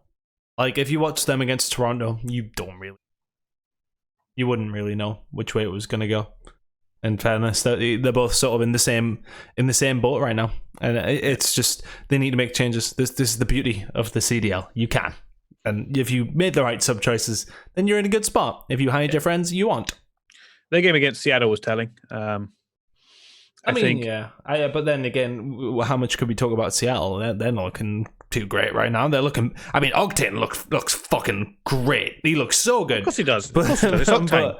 But then, yeah, I know. Sorry, I've segued over to Seattle here, but yeah, it's all right. Let's move on to Seattle then. They're kind of next anyway. But Seattle. It's bad when they publicly know that they're bad at search. I hate that. It's like, yeah, we're terrible at search. It's like, come on, man. You guys should be able to split maps with people. Like, it should. They got one in the end. They're getting a little bit better. You are right. Octane obviously is just doing his work again. The teams, I don't know. I'm thinking maybe the MP5 meta is just really punishing this team. I mean, they lost to Dallas twice, in fairness. I will say that. Yeah. So arguably the third best team on the game. they've lost to them twice, 3-1. The first game, they lost 3-0 and then 3-1. The first game was pretty close across the board as well. So maybe, it's just unfortunate. But if you are playing these small tournaments, only 8 teams there, and the fact that we only have 12 pro teams now, every game, for the most part, is going to be difficult somewhat. So, it's just one of these things you're going to have to pick it up, because I think I looked at them at the beginning of the year and I thought they'd be good. I thought they'd be really good. I had them sort of in my top 5, top 6. Heavy veteran squad, that. That was it. I thought, the experience is there, etc., but I don't know. If that team had just had one sub on the bench, or maybe they do, I think Teddy Rex is their S&D coach or something like that. But if they had one elite level S&D player just to sub him in for games 2 and 5, that team in my mind, I'd be terrified. Talking about Chance. That's what I'm talking about. Especially that team. I don't know. I know there's an ego thing with players of you don't want to get subbed out because you're the man, you're the best player in the world. But there's a couple players on this team that they have to know Search and Destroy is not for them. It hasn't been for them for their entire careers or 5 years, whatever it's going to be. That team, if any, I think should have been the one that just said, hey, just don't worry about this. Instead of carrying the bomb, just sit on the bench for game 2 and game 5. Be there for the vibes. Be there for the respawn. And we'll have someone else to get it done. That team could be disgusting. They will get better as time goes on. But if they just had some S&D, Tupac Thug Lord could have been picked up on this team. So it would have been sick. Their subs are Panda and Proto, which are great subs, but I don't think those are subs that address the issues of the team. I don't see Teddy Rex Panda is their Proto S&D ever replacing Apathy. I don't see him ever replacing Naval. The core 5 are better than their 2 subs. But if you had an S&D specialist, or even if Panda or Proto just took all their time and grinded nothing but search the entire year, instead of playing on the Seattle Academy team, then you could toss him in for that as well. But I just think that's one of the teams that just missed. It's just a missed opportunity. And I think that's another team that with how good Octane is, he's going to be getting more pissed off as the year goes on, because he's what do I have to do for us to finally start winning chips again? And I just think that's a team that if they don't start getting good quick, they're going to tear apart at the seams. Their S&D is a problem. I also think their pacing could be a problem. They're pretty good at respawns. Their respawns isn't too big of an issue, but it's not elite level. It's not going to consistently win them a chip. You are right, Chance. That point's great. Can you see this team winning a chip this year? No. Right now, its current form, no. Not currently. Or if they just grinded search. It's I think they could be good search players if they just ever played wagers or grouped up as 5. Because I'm sure at some point they're going to start to, just because it's clear that they have to. But it really, casting them looked like they had talked over all their strats for all the different maps and had never actually played it before as a team, or only once. Because there's literally moments where they're running in circles, crossing each other's paths, all grouped up in weird spots, horrible nade coordination. It was just bad search. And I just it's going to take them too long in my mind to get better at it, for it to make a difference. Another one of those teams that it might turn into at the end of the year, by the time they get good, they're going to be at a point deficit to where it's just going to be incredibly difficult to make up for that, to get a good seed or the wild card spot or whatever it's going to be. Yeah, I think so. It'd be super interesting to see how they try and fix it during the year, because it's not like the other teams are going to get worse. I don't know how they're going to, what their ceiling is, how much further they go. Let's move on to our another team then, the New York Subliners. Interesting team for several reasons. I think this is possibly one of the teams that people really highlighted going into this season. People were expecting some big things out of them potentially. And so far, not really going their way. They looked better than they have done in the past. They did look better, and they did beat Paris, albeit Paris, came out and said that Kismet was basically dying. So that is a factor as well. But almost beat London, went last map. Yeah, they did look better. And as I said, every single game is tough. And based on what we've seen in Minnesota, so much better than they did look. I think, I mean, losing to London like that as well was rough. I don't know what to make in New York, because I don't know where to put them. Because I thought after they beat Paris and then went super close to London, they could have beat London and been higher, by the way. It's not out of the realms of possibility at all. I'm sitting there going, did we misjudge this team for the first week? What is their skill ceiling? Are they going to be good? Are they going to be bad? It looks like it has some of the pieces there that should put them in contention. In my mind, start of the year, you'd be sitting there going, will the New York Subliners go top 3? Are they a top 3 team? Now I'm sitting there going, well, mid-table seems about right. I don't know what you think about Chance. I haven't had an opportunity to watch it, but something I heard like some pro players discussing that I thought was interesting is that they're too structured of a team to where like they take their time to set up to have like the perfect break to like break into P2 on whatever hill type thing. And then if they waste all that time and it doesn't work, then they're just screwed and they just tossed away 45, 50 seconds on a hill just to have like the one setup. And then you look at a team like FaZe, who, yes, you can see like have a general concept of what they're doing on the map, but they just go and fly and just take gunfights like crazy. And there's still structure there, but it's just like hyper aggression. And so what I was hearing through the grapevine is that New York are too structured of a team and they just need to like take the reins off of like some of the players. Like it was almost explicitly said that it's tough to play. Like you can't have Zuma on a team that's overly structured. Zuma is at his best when he is just doing whatever the hell it is that Zuma does on the map that doesn't make sense to anybody, but then he'll randomly just drop 40, 45 kills, whatever it is, and like take over a map for you. So I haven't like gone back to like watch this specifically, but I think it's a team that has a great idea of how to play, but they're just not necessarily the right idea for the team that they have. Yeah. Maybe I think plus their SD sucks. There's that. I also think, like look at the people in this team, right? A lot has been said about Trey. Like people are expecting big things out of Trey, and they always do, right? Yeah. He said himself he hasn't been performing to the level he expects yet. And I think that will obviously help out. When you've got a player like Trey, he is supposed to be partly an X factor in a team like this. Same thing with Temp. Yeah, you talk about that. Temp seems to be one of these players people expect a shit ton out of. And obviously they were hyped up until they got reverse swept. But better this weekend. There has been some improvement. 100%. If you're the coaching team on this, the coaching staff, people like Revan and Krez, maybe you're right, Chance. Maybe they do go, maybe we've set this up as a culture too much to get it. And they've really focused and drilled in that setup kind of way of playing. And it's going to be hard to unlearn that in 2 weeks. It's going to be hard to do that. The only way I can go into a scrim is to say play a little bit more loose, but it's going to be, if it's ingrained now, Chance, you got the actually doesn't go away. It just leads to hesitation. You got the players to play a bit more loose, a bit more fast, haven't you? It's no real subs for this, by the way. There's no, as far as I'm concerned, there's not a sub you switch in. Doug, of course. I mean, for what it's worth as well for New York, apparently in scrims that there's truth to, they do well against all the teams. They'll take maps off of Chicago, Atlanta, and not necessarily outright beat them, but be competitive enough that this is a team going to an event, has plenty of confidence and believes in themselves to win, and not in like an egregious kind of way where clearly a team is like faded and they're not actually going to be that good. Like they are a legitimately good team that just either play a little bit too different on LAN, or once it comes to the LAN environment, the game is just different enough that it's not what they're used to, and like it all like crumbles type thing. Yeah.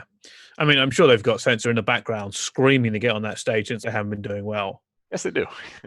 I wonder what that's like, because he must be breathing down their necks. Yeah, he must be the most ambitious. Obviously, his ambition is one thing, and I get that, right? I can't respect Doug enough for that. But I'm curious, because I don't think many other teams that have pro players have been like, yeah, get me in, I can get some wins. Doug's like another level of it, because Doug is fully confident he could do something if he gets on that main stage. And I wonder how many times he said that to people behind the scenes and the staff obviously go, no fucking way are we putting you in yet. I wonder if there's ever comes a point where... Look, Doug, I like Doug, right? And, I like, what he stands for and all that kind of stuff. But because of his perception, there's absolutely no way that one of those players, all with, they're obviously all kind of winning players. Like, imagine Temp. He got dropped for Doug. Imagine he'd never hear the end of it. You know what I mean? Like, it's just no way. There's no way any of those players. Yeah. People say, we haven't forgot about Happy. I'm never playing for you again. I just think that's. Yeah. I think the thing is, Happy's on that team as well, but obviously Doug's never going to go, let's be happy if Happy goes in, on the pun. I know. I think the Subliners are one of these wait-and-see teams, because I still don't feel like I've seen enough. If that first weekend we can say was a bit of a fluke, and then they could have been top 4 here. They beat Paris the first time, they lost against them the second time. London was a super close game. I don't know. It's a team that I'm unsure about right now, middle of the pack. Could beat, 3rd to 4th, could lose against, 5th or 6th. Yeah. I don't know. I don't know where to put them yet. We don't know yet. We don't know. Give Let's it time. Surge, maybe. Yeah, that's sort of like in and around similar sort of team, but I think give them time. Yeah. Let's thing is as well, you got to remember. I mean, obviously this is a really on the fence comment, but you got to remember as well. It's been one event. I mean, and if you don't count Minnesota, I mean, how many times last year have we seen teams do absolute dog shit and then suddenly turn up and win an event? You know, that's what I'm saying. That can happen. Yeah, just give them time. I would say they have issues. Admittedly, most of them come after roster changes. If you actually go back and go look at last year, go look at the teams going up and down, and watch where those big ticks were. Roster changes. I promise you, things like E United, things like 100T. It's the roster change just changed that team so massively. It's ridiculous. The only one that didn't, I think, was LG. Saying by doing it mid game. Don't wait until mid tournament. Do it in the middle of the game. Yeah, I mean, no, whatever you do. Why are you playing shit? Franchise, don't get yourself a sub you can't use. Imagine that. Yeah, imagine fucking idiots like that. Anyway, let's move on to the London Royal Ravens. Obviously, the home team, crowd behind them, devastating loss for them. But they looked pretty good. It's nothing that I think they're ever going to smash any particular team at the moment. But they certainly are performing in that top 6 realm. Yeah, they're solid. They're very solid, I would think. And one thing that caught me off guard, I think everyone, when they looked at this team, thought, fuck me, Dylan, Bradley fucking Marshall. Wuskins is fucking great at this game. He's so good. And he was like, just every single game, he was playing fantastic. They were unfortunate not to win that game against Dallas. And the number one thing for me that was disappointing the weekend is that we didn't get a Chicago London final, because that would have been fucking awesome. That would have been so good. It doesn't matter how burnt out the crowd may potentially be by the end of the day. That would have been insane. And I was devastated when London went out for that reason, for the most part. This is kind of a sidetrack, but what was weird is, in the past, you'd be at an event and Optic would get knocked out and you'd see loads of people leave. Well, actually, at this event, when we saw London get knocked out, loads of people left. It was kind of like, I've never seen that before for anyone really other than Optic before. It's a good sign. Well, it is and it isn't. Like, you don't want people to be leaving, but Tan says people leaving is a good sign. No, I agree. I agree with that statement. Like, there was a good home support for them, and that is proof of the homestand concept. Yeah. As much as some people like to shit on that concept, that does work. I mean, Hector turned around and said he thought most of the crowd would be for Chicago if they played London, and I don't know. I don't know, man. I don't think so either. The English aren't like that, unfortunately. Yeah, that's the one thing I want to see. That's why I'm excited for Atlanta as well. Like, if we get a Chicago-Atlanta final, who does the crowd cheer for? Because, I think it might be Atlanta. I really think it might be. Know. Like, it's going to be like 50-50, but I just want to see it. I want to see how the crowd reacts. London has a country behind them. That's the thing. It's like, but Atlanta is like, well, you got Atlanta, but I don't know how much state pride is a thing in the US. I mean, this is me speaking from absolutely no experience of. I don't think there is much. No? I mean, even the Minnesota Rocker, those are players that in any other year wouldn't have gotten massive cheers. Granted, not against Chicago or whatever, but still, the crowd really did get behind them. You had people dressing up as the little Viking guys or whatever the logo is. People did turn up for it. So again, I'm expecting Chicago to get plenty of cheers no matter where they go. But even against Atlanta, I just want to see it. Because I think the crowd might stay with Atlanta just for the sake of it. It is their hometown. Why not? How do they deal with that? I mean, I'm sure they'll be fine. They've been in so many different situations that time, but it'd be interesting. I was actually thinking, I don't know if Chicago playing in Dallas. I can check. Because I was thinking randomly the other day. So they are. I was thinking the other day because do you think they'll get booed? Oh, you're lagging out again. Oh, we've lost you. Event. Oh, I mean, start your point again. You like that? Sorry, I don't know what's up with my connection today. Yeah. So if Chicago do play in Dallas, I think it'd be quite interesting if you end up seeing a lot of imagine in Dallas and you see a load of people cheering for Optic because not Optic, Chicago can't get the team right. You've obviously seen that Hector's been based out of Frisco, out of Dallas for a long time. That's what I'm thinking, yeah. So, there's obviously all those people in that area that already support him. There's obviously all the people that will travel to that event anyway. I just think it's going to be I think we're going to really, I think it's really going to test whether it is localized or not. London aside, because I think that's what happens when you have, in the UK, obviously quite territorial in that way. But in the US, where people just kind of live all over the place, and when Hector said that all the people that had bought the Chicago Huntsmen jerseys, they weren't from the Chicago area; it was from the entire US. There wasn't a concentration in Chicago, so that localization, especially for that. But yeah, and then you say Minnesota, so then I don't know. Obviously, Minnesota had a lot of fans there, so maybe I'm wrong. Hopefully, I'm wrong. Yeah, I mean, it might also be a thing where the Empire really needs to get a win because they're down like 0-3 against Chicago or 0-4 or something. Like they keep playing them and they keep losing. And so if they go to Dallas to play, the Empire fans might be like, look, you got we're just expecting you to lose. It's happened too many times at this point. So like it might be a situation where the Empire need to get like a tournament win or just like some good wins under their belt because a lot of people are turning on Shotzi. A lot of people are not like in Illy's camp right now. And if like they can't like build some momentum because they've lost a ton of it, that might not help them with the crowd. We've jumped to Dallas, by the way. We need to go back. We need to talk about the Ravens still. We still haven't talked enough about the Ravens. We were talking about Waskins before we went on this complete tangent. Here's the thing, right? So I watched Waskins' gameplay from obviously the point of view of watching the stream. Because I was curious, because I was sitting there going, look, Waskins obviously talented at this game, but there is always, you have to always be careful because of trades and stuff and the way that works out for him. And he does have Jared and Dylan, who are supposed to be, the fast outslayers. Here's the thing that I actually saw. If you go and watch specifically where Waskin is, he is making, with that fast M4, some very, very big kills. I'm not talking about the KD. I'm talking about if you go and watch his positioning and the power plays, he is making very important kills in 50-50 situations that are helping the Ravens out. Yep. He's winning gunfights that are 50-50 and he's winning them like 70-30. And that's why he's good this year. He's good. And that's not even talking about his search. His search is very, very good. Good sniper as well. Yeah. I mean, you could talk about the game against Dallas if those three hit markers. I was speaking to Shane after it. I've not seen that many times. It has to be said.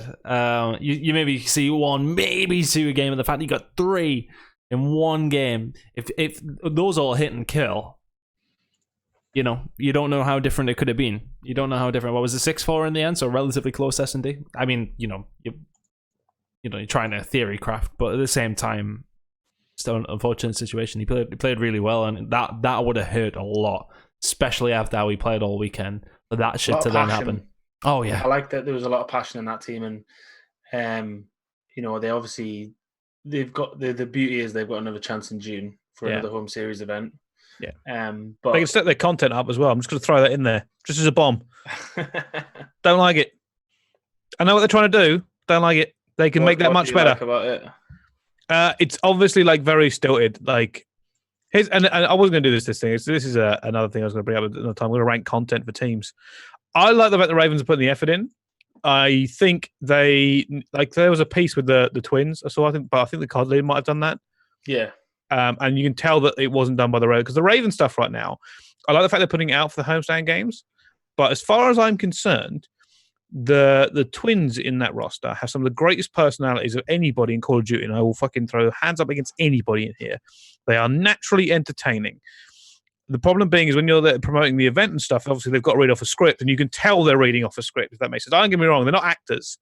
I would like to see more lifestyle things from that team, if that makes sense. I would like to see a more fun atmosphere, have a little laugh with it. That is who Waskins and Scraps are. And I think once they get the right stuff for that, I actually expect the London Royal Ravens, once they get their content sorted on the right level, to be probably one of the most popular teams against anybody, across everybody, not just in England, everybody. Because if they nail it correctly, that team is got people on it who people love. You've got Rated, who's incredibly polarizing, but people love that in a player. Jerd's been universally loved, even though he tweets like once a year. Dylan's a hot rookie from last year, and then you've got the Marshall twins. How the hell do people not just love these players so fucking much that they weren't throwing themselves on their floor so they could walk over them to the stage? That would have been interesting. I'm just saying. I know I throw that in there. I believe the Ravens are doing it. It's like a reciprocity thing last year, isn't it? You look at that team, the way that they did it. They got a lot of fans. From the playing well as well, but at the same time, they got a lot of that from their content, and that definitely helped their fan base, didn't it? And I think if Royal Ravens would do something very similar to that, you're right. You are very right. Yeah, people saying it seems like the Twins they pay for team tickets and stuff. That's great. Why not? Why is that not a competition? Why is like Scratch not going? Who's the biggest lump or whatever, or plant pot or some bullshit like that? The shit they say, Yeah, I'd like them to be a bit more self-depreciating or a bit more like arguing about them, because one of the funniest things that we've ever done with the Twins is I think we like made them do geography or something like that, a quiz on something, and it was like there was a competition between those two, and they're so competitive against each other. And that was like a really funny part of their personalities. But unfortunately, they're trying to, in the way that they've portrayed it so far, they're like, it's us versus them. When actually it should be like, it's us versus them, but my brother's a fucking potato. You know what I mean? Yeah. I just want him calling Wiskins a stumpy rhino again. That fucking sent me sideways. Yeah. Imagine a Raven series, right? Like it comes out every couple of weeks or whatever. Scrats versus Wiskins, and the other three are judges. And they're all like, just, I don't know, they cook against each other, they do X against each other. Like, I know you got for like, who wouldn't watch that? I deny you anybody to not watch that shit, because I would watch it every single fucking week. But anyway, let's move on to another team, because that was just something I had to bring up here, because I thought I saw the crowd for London Royal Ravens. I thought there is a magical formula there. There is something in the Ravens that just ticked right. Boom. Like you can get that going. But let's talk about the other team here. Paris Legion, who also, by the way, no content at all, and that's fucking shocking. They should be ashamed of themselves, personally. No, they released them today, didn't they? Did they? just dug them out. They released a thing with Kismet where he's talking about what his name means and stuff like that, and they basically have him speaking obviously in English, and then they just subtitled it over in French, which I guess they called him the Clutch God or something like that, though. I just remember seeing like the tagline they had for it, and I immediately just clicked away because I was like, well, this isn't going to be good. Like, that was my reaction to it. What was it? Yeah, the King of Clutch. Like, come on. I think it's a little bit too early in Kismet's career to call him the King of Clutch. But okay. Anyway, the content piece might have been good. I don't know. I don't pay attention to content too much. You're all about the games. All about the gameplay. Straight games and stats. I respect you for it, Chance. Paris are nasty. Paris are nasty, though. Very smart team as well. Like, I'm not even kidding when I say this. Dens looked like one of the smartest players, like, from this past week. Like, the standout play is the Gunrunner P4. But even watching him play on St. Petrograd S&D against the Huntsmen, we've seen so many players that play, like, the wiggle battle against, like, Formal Sniper. And, like, eventually Formal kills him usually. Watching him, like, go prone at the perfect angles and, like, wiggle his, like, way around, like, he has put enough time in this game that he knows absolutely everything he needs to do at any given moment. And that, to me, was like the most impressive thing. Like, that is a team that has put the time in, put the effort into all their game modes. They're smart players, and like they're having quite a bit of success. Like, I'm a very big fan of this team right now. I hope it'll last, because I think other teams might start. I've been saying for years that like Dens and Shocks, no disrespect to Fighter or Buzzo, when they used to play with them, but I always said like I'd love to see them just kind of mix with other players and just see how they do. And I think Dens and Shocks this weekend, like people, I mean, especially when the casters were, I'm not sure if it was you that was the match I was watching when they were talking about him, but they're absolutely like gushing over him because he was just the way he played the map, the way he was aggressive. It was just everything was kind of spot on from him. So yeah, they played the Aussies. And like, it's a great point of the Aussies as well. Like, again, no disrespect to any players on the team, but anytime they would place top 8, it would be like a mind-blowing thing for Australia. And then anytime you see the stats, it would be Jacques and Dens would play outstanding. Fido would normally do pretty well, and then Buzzo would have like the 0.7. And it was always a thing like what if you threw in Octane for Buzzo as the main AR? Like, how good are they then? But it's also about where they are, though, because I mean, I know Shocks and Dens had some period of time where they were in the US, but it was never to the degree that this has been, where they've constantly, from the very start of the game, it's a proper chance, isn't it? Yeah, they've been there competing, playing from. Oh. No, like there's university, no distractions, no like, it's just pure. Yeah. I get you. They've got 2 good players next to them as well, Zed and Kismet.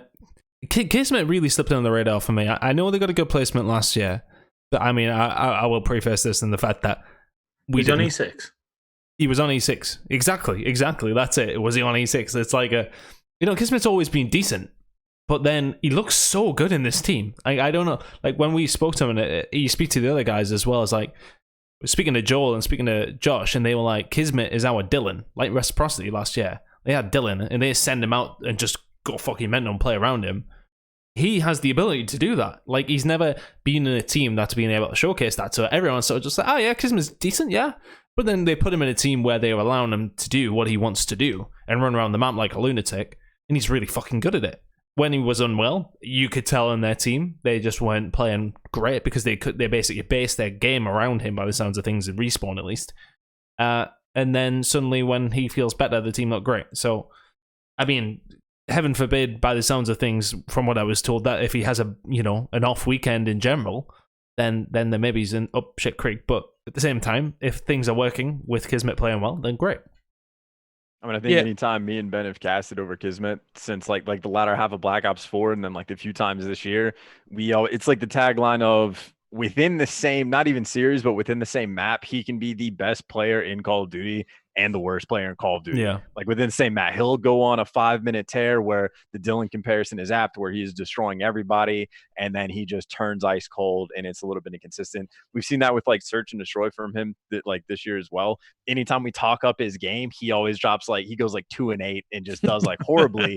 And then we don't say a word, and then he'll just go double digits the next map. Like, he's a matter of consistency for me, but he definitely is a very skilled, very talented player that if Bears continue to have success, like he might start creeping up in those like top 10 player kind of conversations.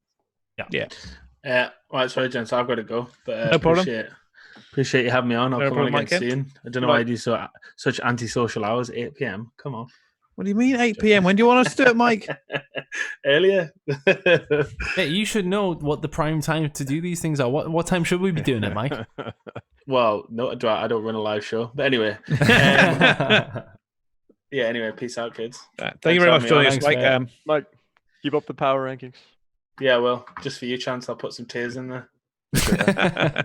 Peace. All right, well, while you fix that production thing, Tom, we'll talk about Dallas Empire. Interesting, because this team, even though they've come second, are just getting battered on socials left, right, and center.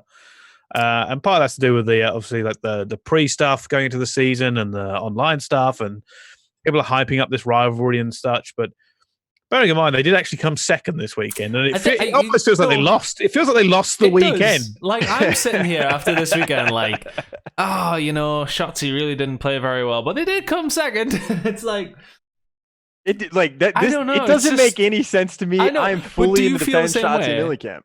No, I'm fully in the defense camp. I think if you would like really ask the play, like Crim6 and Clayster, what they expected to happen at the start of the year, I don't think this would have been like out of their minds. But like, the problem is that they played really well in scrims and it got gassed up. That is the biggest I don't problem. know if that team, I think the public perception was very different from the teams. I feel like I saw Clay mention a couple times, even when they were number one, he was like, hey, we still have Illy, who has never played in the CDL before. Yes, he's great at COD, but we still have to see it. And then Shotzi, this is his first year playing COD at this level in general. So, yes, they look good, but I think even the team's expectations were like, it's a long-term, game plan. Like, the only player we've had come into, a rookie year and completely dominate was Simp. He's the only one that's done it in the same way he has. And I think just because of how good Dallas Empire were online at the start, that the community was like, Shotzi and Illy have to be like the next Simp. Basically, they have to be that good right out of the gate. And that to me just doesn't make any sense. I think the storyline should be, screw the online scrims. You have a team with a kid that's coming over from Halo that has, this is his first time playing at this level, who's not doing great by no means, but still doing well enough that they're placing second.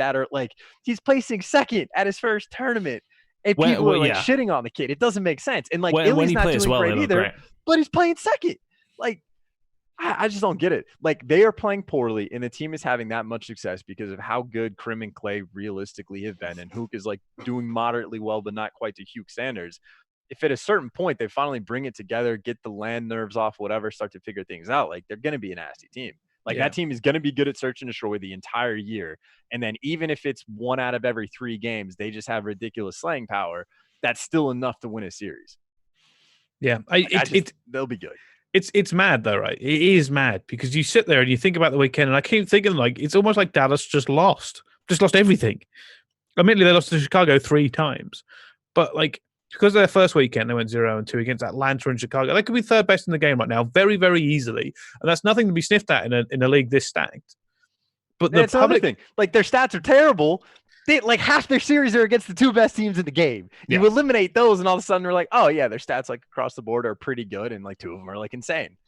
Close game against London as well, like, and just about pulling off the reverse sweep as well in the hometown as well. I mean, if you question composure, etc., then I mean that's as much pressure as you're likely to have for the most of the year, isn't it? You know, I mean, Shotzi's been told to go back to Halo throughout the majority of these games as well, and I don't know. I know what you mean, and it's a case of, you know, they are for the future, etc. But I think I haven't made my mind up on them yet.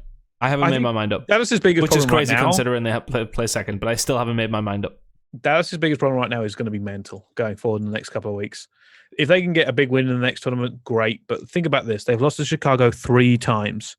That's going to be stuck in their mind. Bogey team. They just cannot beat them. Not only that, but, you know, the abuse that those young players got in London and stuff. Like, it's nerve-wracking. You know, imagine sitting there on stage and you've got a load of drunk Englishmen screaming at you for your blood, right? Like, it's not. They're not robots. These are human beings playing under a lot of pressure because the Twitter storm's gone on. Imagine your Shotzi right now, right? Imagine his Twitter feed. Imagine opening your phone and seeing that much vitriol come pouring down. Not only that, but, you know, and that doesn't even count Krim into this. Krim's probably used to it, but Jesus, it's been a while since he's been on the hated team. And the whole rivalry thing wasn't really on him either, was it? He's just sitting there trying to play Call of Duty, and it's like, well, fuck. Krim and Clay are going after Dallas. Well, it's Chicago now. Oh, there's the owner saying that they've been getting bodied in scrims. Well, here we go. And now it's like, oh, fuck, I sort of have to live up to this. And I mean, look, when occasionally he was playing pretty well. You know, obviously he hasn't had a bad weekend. They can't, they can't get to the finals of this tournament playing playing badly every single map, can they?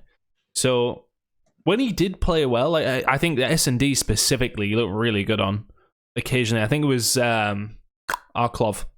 He looked great on at one point. I think he got a 3-piece against Chicago, and when he was doing that sort of shit, they looked really good. But I think I just want to see more consistency from him. And I think, you know, you're right, give it time.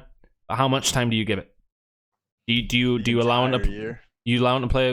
If he played poorly the entire year, you still keep him on there?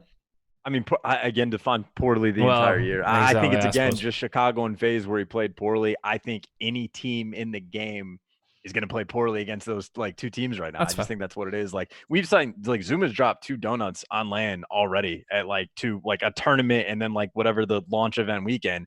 That's absurd to me. Like, that is completely ridiculous. Like, Shotzi's getting smoked like occasionally on certain maps. Don't get me wrong, but like that just happens when you go against a team like FaZe right now. Yeah. Like, as long as the team doesn't implode, I just think you can like turn your phone off and then just go back to the grind.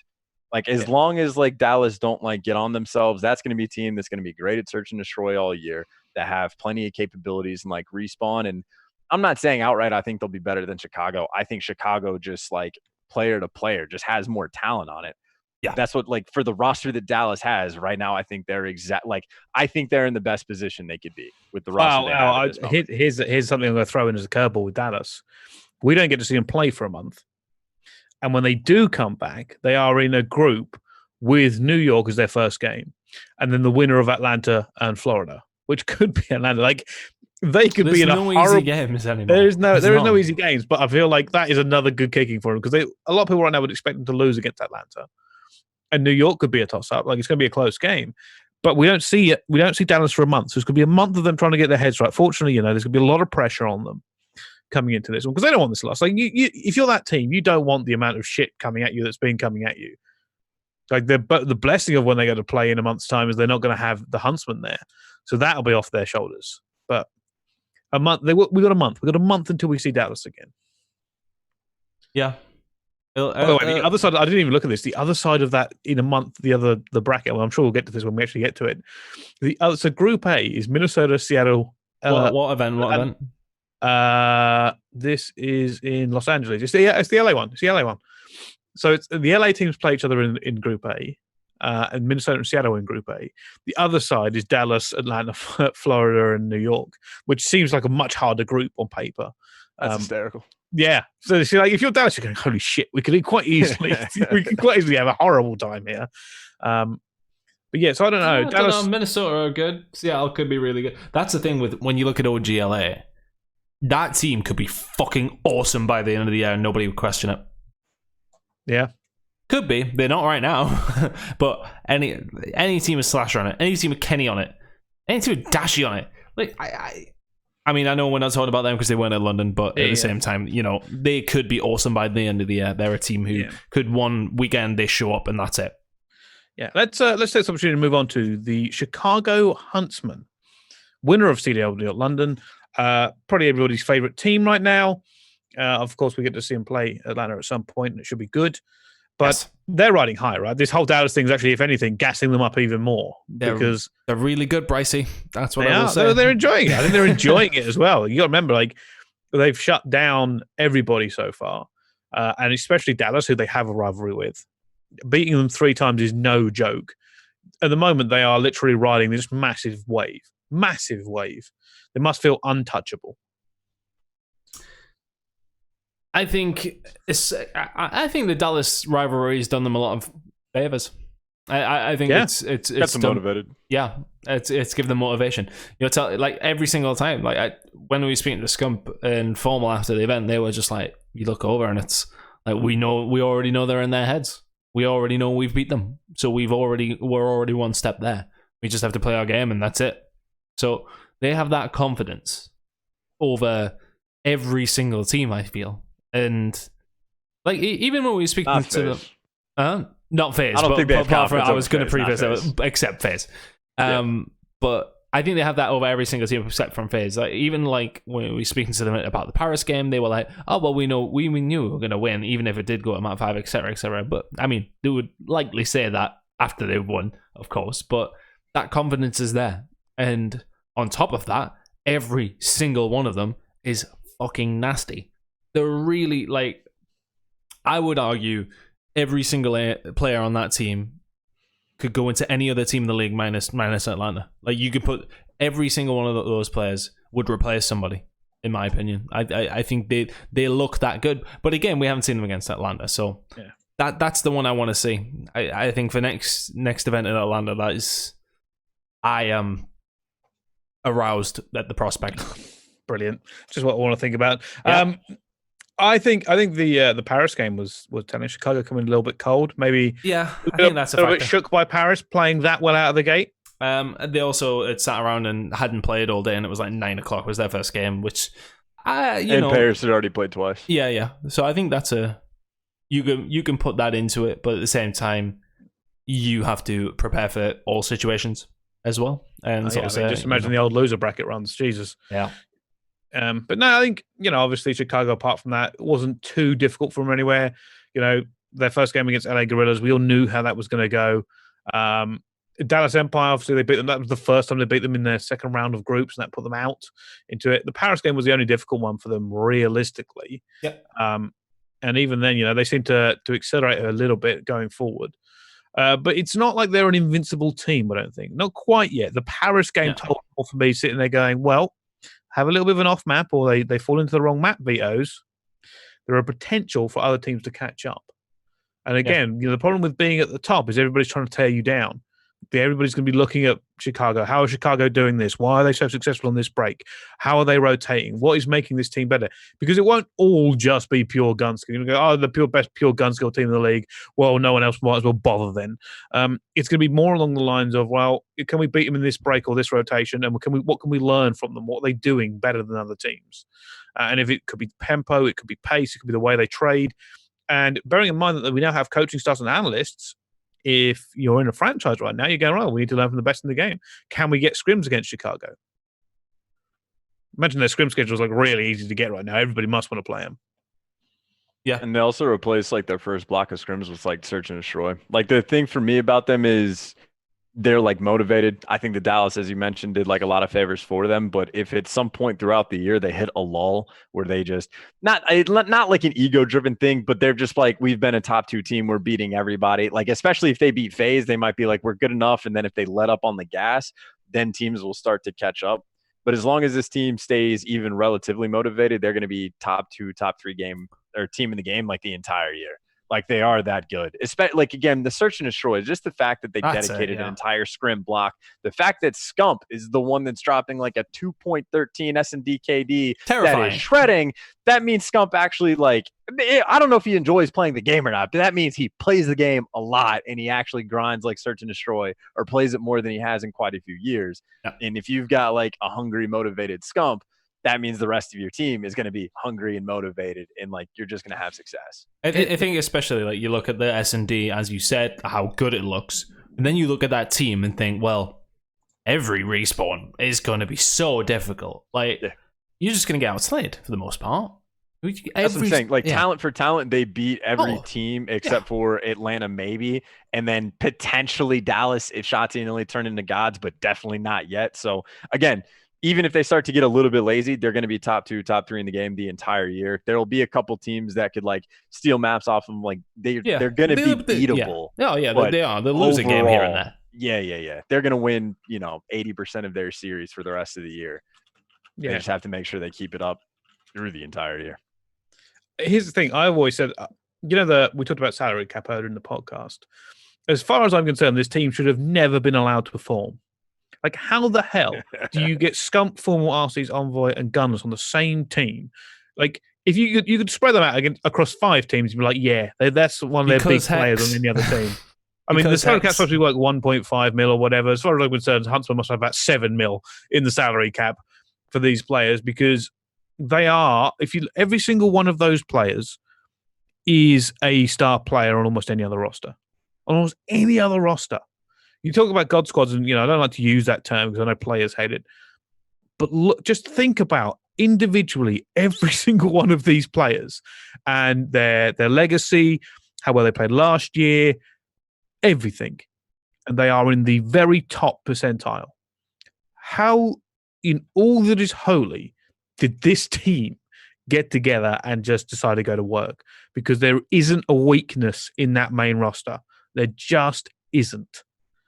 I think what's worth saying in the chat there, saying I don't think Gunless was that high ranking.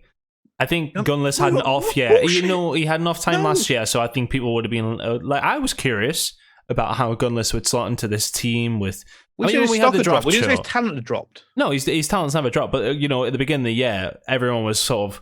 I remember we did the draft show, and I'm thinking, it was somebody, I think it was Luke, maybe put Formal and Scum together. And everyone was like, you're fucking crazy, they don't like each other. And that was a question, wasn't it? Obviously they would have figured it out, or they wouldn't have been on a team together. But, there's always that question of the attitude, the team cohesion behind the scenes, etc., etc. They have still, I mean, they will be up the top, but, there's always that question mark at times over people like Gunless. I mean, we've seen, thankfully, he got dealt with straight away, but the clip the other week where he was like telling everybody he was going to beat the shit out of him and stuff like that, and it's just like stupid things like that.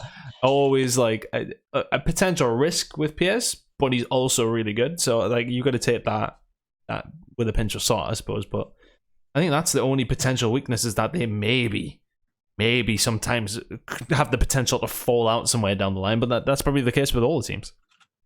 Yeah, possibly. I don't know. I think this Chicago Huntsmen team is just such a good roster. It's such a good roster, and it's another team that they made sure that right out of the gate they were in a good spot. That they grinded right from the start. That they made sure they were on top early to keep the vibes up through the year. Because even if they have a couple bad tournaments, they're gonna have enough points on the CDL standings, whatever they're called, that they'll be fine. Almost 100% certainly by the end of the year. I think they've done the job early to the point where they've already set themselves up to have a great deal of success the entire year. And I think that just makes your life that much easier. I think Chicago, their only focus right now is just Atlanta, just beating FaZe. And if they can do that, then they're golden. And that's just the final goal that they have other than champs at the end of the year. Yeah. But there's so many teams, again, that just didn't take it seriously at the start and then shot themselves in the foot. Yeah. And that ties into the Dallas Empire as well, doing a nice job, yada, yada, yada.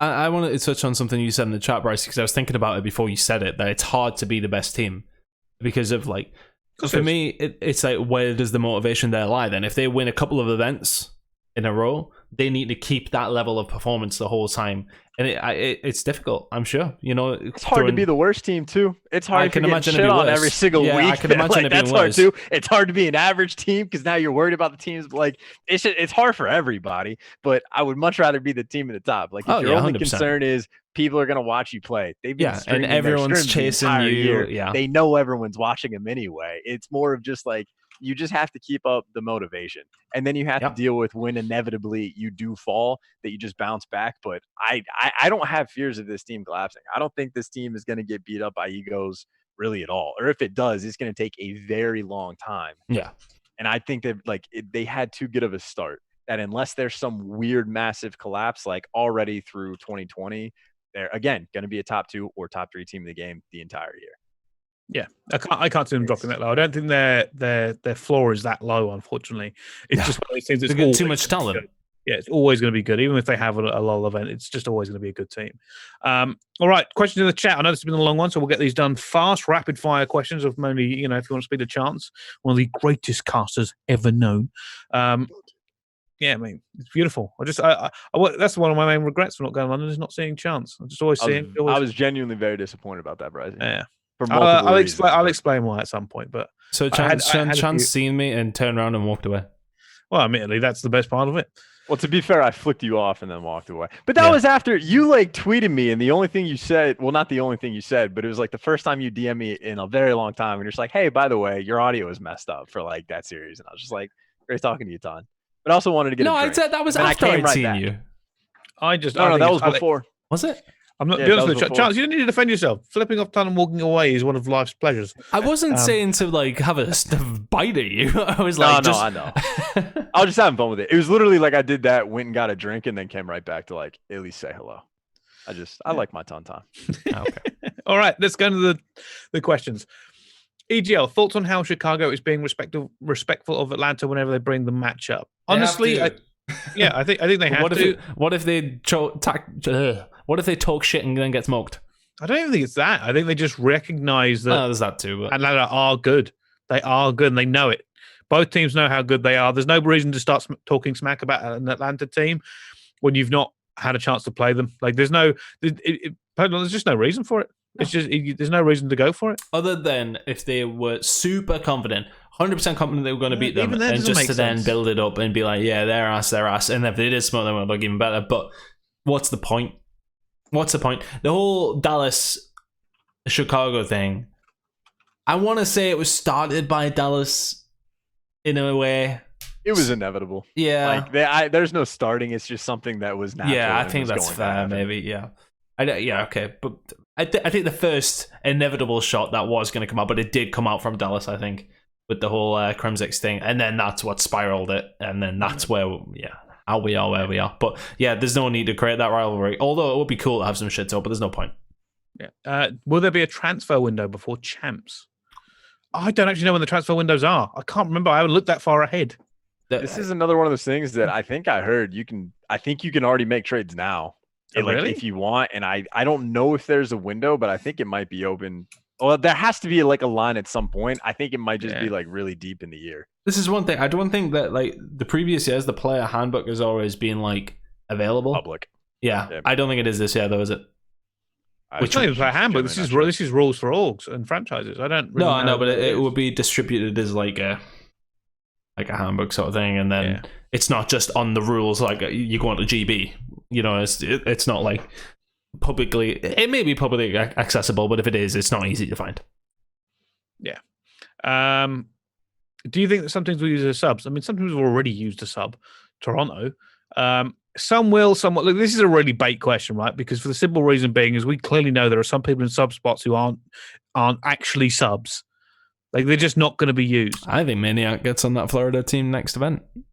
Some teams will be trying to make trades. There's going to be one or two other teams in Toronto that might eventually sub a player in, but I don't know if there might be one other team that'll sub a play. The LA Gorillas, I'm expecting to eventually sub in Blast on the starting roster. That's an expectation I have. I think other than that, subs are only going to be emergencies. And then there will be players that get traded from team to team. Yeah, that would be my guess. I don't think it's going to be that common this year. Maybe when culture changes going forward and teams actually pick up subs and have the mentality to use that during the year. But I think a lot of teams got in with their 5 and that's it. More than I like, but it's how it is. Easy one. MVP for the event. I said Envoy because I just thought it was a nice study. It was his first chip. And I sort of felt like he played really well over the weekend as well. Stats-wise, okay, he wasn't the highest on his team, but I don't know. I just felt good for him because I like the kid as well. I think he seems like a really nice guy, and it was just nice to see him get his first win, whether you count it as a chip or not. I seen that's a question in the chat, so we'll get to that, but it was his first proper win at a tournament, so that was nice to see. I would have liked to, if I had one, I would give it to him for that. Chance? Enough people have said Envoy that I'm just going to say Scump. And the argument for Scump is Envoy is more of the playmaker. Envoy does more when like in communication of knowing about like spawns and stuff like that. So Envoy is more valuable for the team in respawn because of like how much better he makes other players. Like he makes Scump better as a player sort of thing, allows Scump to do more on the map and just like focus on the main slang. But Scump was good enough in Search and Destroy where like Envoy had a 1.48, I think it was. And then that was like the second highest Search and Destroy KD, massively above everybody else. But there was maybe like 10 players that were within 0.2 of him. Scump had a 2.13. Like Scump was 0.7 above the number 2. The number 2 was like 0.1 above the next guy. Scump played out of his mind. The only game 5 that Chicago went to, the toughest series they had against Paris, Scump dropped 13 kills in the final, like Search and Destroy, win 13-3. The next highest on Chicago dropped 6. So the MVP clutches up when it matters most. Scump clutched up in the game 5. And then just as little dig for Envoy, he did choke his 1v1 clutch in Search and Destroy against Crim6 on Piccadilly. So Scump being far ahead in Search and Destroy makes up for the extra value Envoy brings in respawn. That's the argument for Scump. I'm not saying that. Envoy's a great pick. I'm very happy the community has like been on his side, but there is a very good argument for Scump being MVP as well. You could give it to a few of them. Yeah. You could have given it to a few of them. Counting as chips, I've said before, actually, I've kind of changed my mind on this one. The more I think about it, the fact there's 100K up for grabs, the only asterisk is obviously all the teams aren't there. But there are, and here's the thing. So I saw a thing on Reddit, actually, saying they count the 2013 ESWC counts as a chip. Obviously, very different era, 7 years ago, which I think their point there is terrible, by the way, on the Reddit. Because it's 7 years ago. It's a very different ecosystem back then. Have you got the extension on your Chrome and it's just popped up for you as well? Because it just popped up for me. Yeah. If this ESWC counts as a championship, I think the problem everyone's going to have is because there's so many. You're playing 8 events this year, not including the like champs and stuff. The reason I think people are hesitant to say it counts, and this is the only reason, is that it could artificially skew what's come before it. That's the only real main argument against it. The two arguments, sorry. Not all teams are there, and it could artificially skew history. Right? If you win all 8 of your homestands this year, when there isn't all the other teams, first of all, great achievement. But you have a chance to win 8 events this year. Like Chicago won London, but obviously we don't know if Atlanta was there, would they have won it? But they've got a chip. That counts as a chip, right? So I don't know. Technically, you could walk away with 10 this year, but we have had years with that many events anyway, but obviously they were majors. So I don't know. I'm still one of the ones like I think I'm leaning more towards it counting as a chip, but I don't even know if we count it. Like here's the thing: people are right. You know, it's no one will ever catch Crimson. That's true, but at the same time, you know, events went down massively in the last 2 years. Remember when we had like 4 a year? When the years before we had like fucking 16. We were away almost every weekend. It's difficult. I think it's a different era. It's a different whole ecosystem. I'm leaning towards counting them just because it makes more sense than not counting them. I can't really come up with a realistic answer is you just break them up. It's a different era. You make the graphic and you show Crim has 33 old style like tournament wins. Yeah. Now you have the 3 CDL wins. You count them as different things, but then to answer the question of how do you compare them chips, the Chicago one, not an actual chip. FaZe wasn't there. FaZe was the best team in the game. It maybe counts as 70% of a chip or 50% or whatever. But any tournament we have where if one of the top 4 teams is not at an event, in my mind, outright doesn't like count as a chip right now. But like when it comes to champs at the end of the year, if it's only the 6 or 8 teams that go to it, that is obviously a championship win. That is equal in my mind to the champs we've had in the past. That's a 1-to-1 because all the best teams are there. So any of the homestead events we have this year where Chicago, Atlanta, Dallas, London, New York, whoever like the top 8 teams are, if they're all there, 100% counts as a trip across the board. But if you have a tournament where Chicago and Atlanta and Dallas are all not there, and then the New York Subliners win a tournament win, there's no way in hell I'm going to count that as like an overall tournament. I'll give them the CDL one, that's fine. But overall, they're going to be weighted less. I don't think it'll be exactly 50% of a chip, but it'll be somewhere between like 60 and 80, I think, overall. But there will be, again, some chips that are 100% a true tournament win if all the good teams are there. It's weird, right? Because I haven't even looked at all the events of the year. Is there one where there's like no Atlanta or Huntsman? There must be. Let me check. I don't know. Like it's weird. It's just weird. There is actually. Was it not the? Yeah. So at the Los Angeles. Oh no, sorry. Never mind. Hold on. There definitely is one though. I was looking through them. Yeah. It's weird. It's such a complicated question. I mean, again, it's the easiest thing to do is just break them up. Just say Krim has 33 or whatever it is championships of like what old school, whatever the wording would be, and then 2 or 0 or 7 or whatever CDL pre-franchise tournaments. Yeah, we should probably break it now. Like literally a different era. You might as well just count them differently. I think, and then eventually over time we'll figure out how to weight them better. Yeah, if it wasn't for Krim, we wouldn't even have this conversation. It's only because he's the most winningest player. Here's one. Next London event doesn't have Atlanta or Chicago. Right, so that is just clear. That's not a chip win. Like if let's say London win that event and that is Scraps and Wuskin's first win, I like obviously happy, congrats to them, whatever. But I think even in their mind, they're gonna know it's not the same. It's just not the same. Yeah, I would have liked to. Well, by that point, we don't sort of know. I mean, this is the 12th event we'll have had, so we don't know where everybody's at. 11 and 12 on the power rankings by that point. Yeah, Dallas are there, Florida are there, Update Game in LA are there. By that point, they might be fucking elite. Paris, Seattle, Subliners. You know, we just don't know where everybody's going to be by that point. Yeah. All right. On that note, let's give this podcast an end. It's been a long one. Last thoughts from you, Chance. Oh God, last thoughts about what? Yeah. Anything you want to say? Anything you want to get out of your system and throw out? I don't know. I think I'm good. I will say I did film an episode of what the new trading shots is going to be. And I'm just going to get this out of the way, like, you know, go in with like an open mind. Because, you know, maybe I didn't win, but maybe I actually did win. That should be like the feedback you have in the future. When you say go in with an open mind, that terrified me.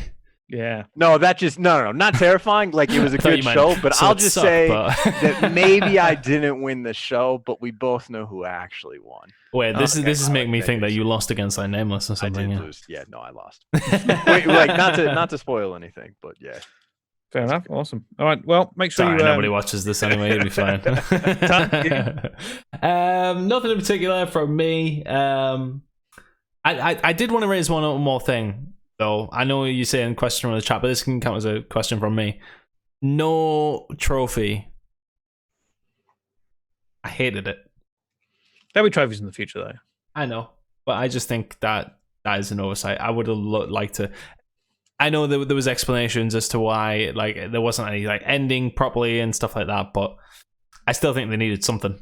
I was about to say maybe not even a trophy, just something. Yeah, just like, something. Hey, hold this, look good, a check of like the $50,000 that they won, just literally anything, just to have a moment of like celebration of nice job.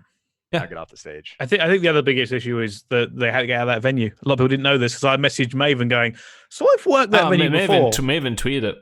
Oh yeah. Because I messaged him halfway through the day because I knew they were running behind. I was like, yeah, I'm fairly certain they don't like people there after a certain time. Because I remember back at G3, they actually started to kick out Counter-Strike spectators. And I was like really worried that was going to happen again because they're like super strict with it over there. I think you can pay for the security to stay on. You have to pay like crazy overtime rate. It goes insane. Yeah. And then you have to like, and then basically like they don't like civilians or like fans and all those spectators in there still. So I was like, holy crap, if that actually happens, imagine it went all the way to the best of 5. It could go really badly. Mm-hmm. But that's it. Sorry, anything else to say before we... Other than that, no, just the normal. If you're in here and you don't sub the YouTube, please do. This will be on Spotify, it'll be on Amazon Music, it'll be on all the channels. We're going to be going on SoundCloud soon too, so if you're an American person who wishes us to be on SoundCloud, because it's mostly Americans who listen to podcasts on SoundCloud, wasn't aware it was a thing until last week. But yeah, we will be going up on there soon. Other than that, we should be back next week. No other plans. So yeah, back next week for episode 57. Still going. Crazy shit. Thank you to Mike Ken for coming on, and I hate him off, but thank you very much for the setup. Obviously, make sure you follow Chance. He'll be doing his wonderful casting abilities at Chance Cast, I believe, still on Twitter. Wonderful man. Thank you again, Chance, for coming on. I do appreciate it. I know these are very long episodes, but hey, anytime he likes talking about COD. He's a genius. He's a Call of Duty genius and a nice guy, so I'll always have him on. Thanks for having me. No problem. That's no problem. But of course, thanks for supporting. Yeah, lots of comments last week. A lot about American food. Not even sorry about it. So tough. We had so many dislikes because of that.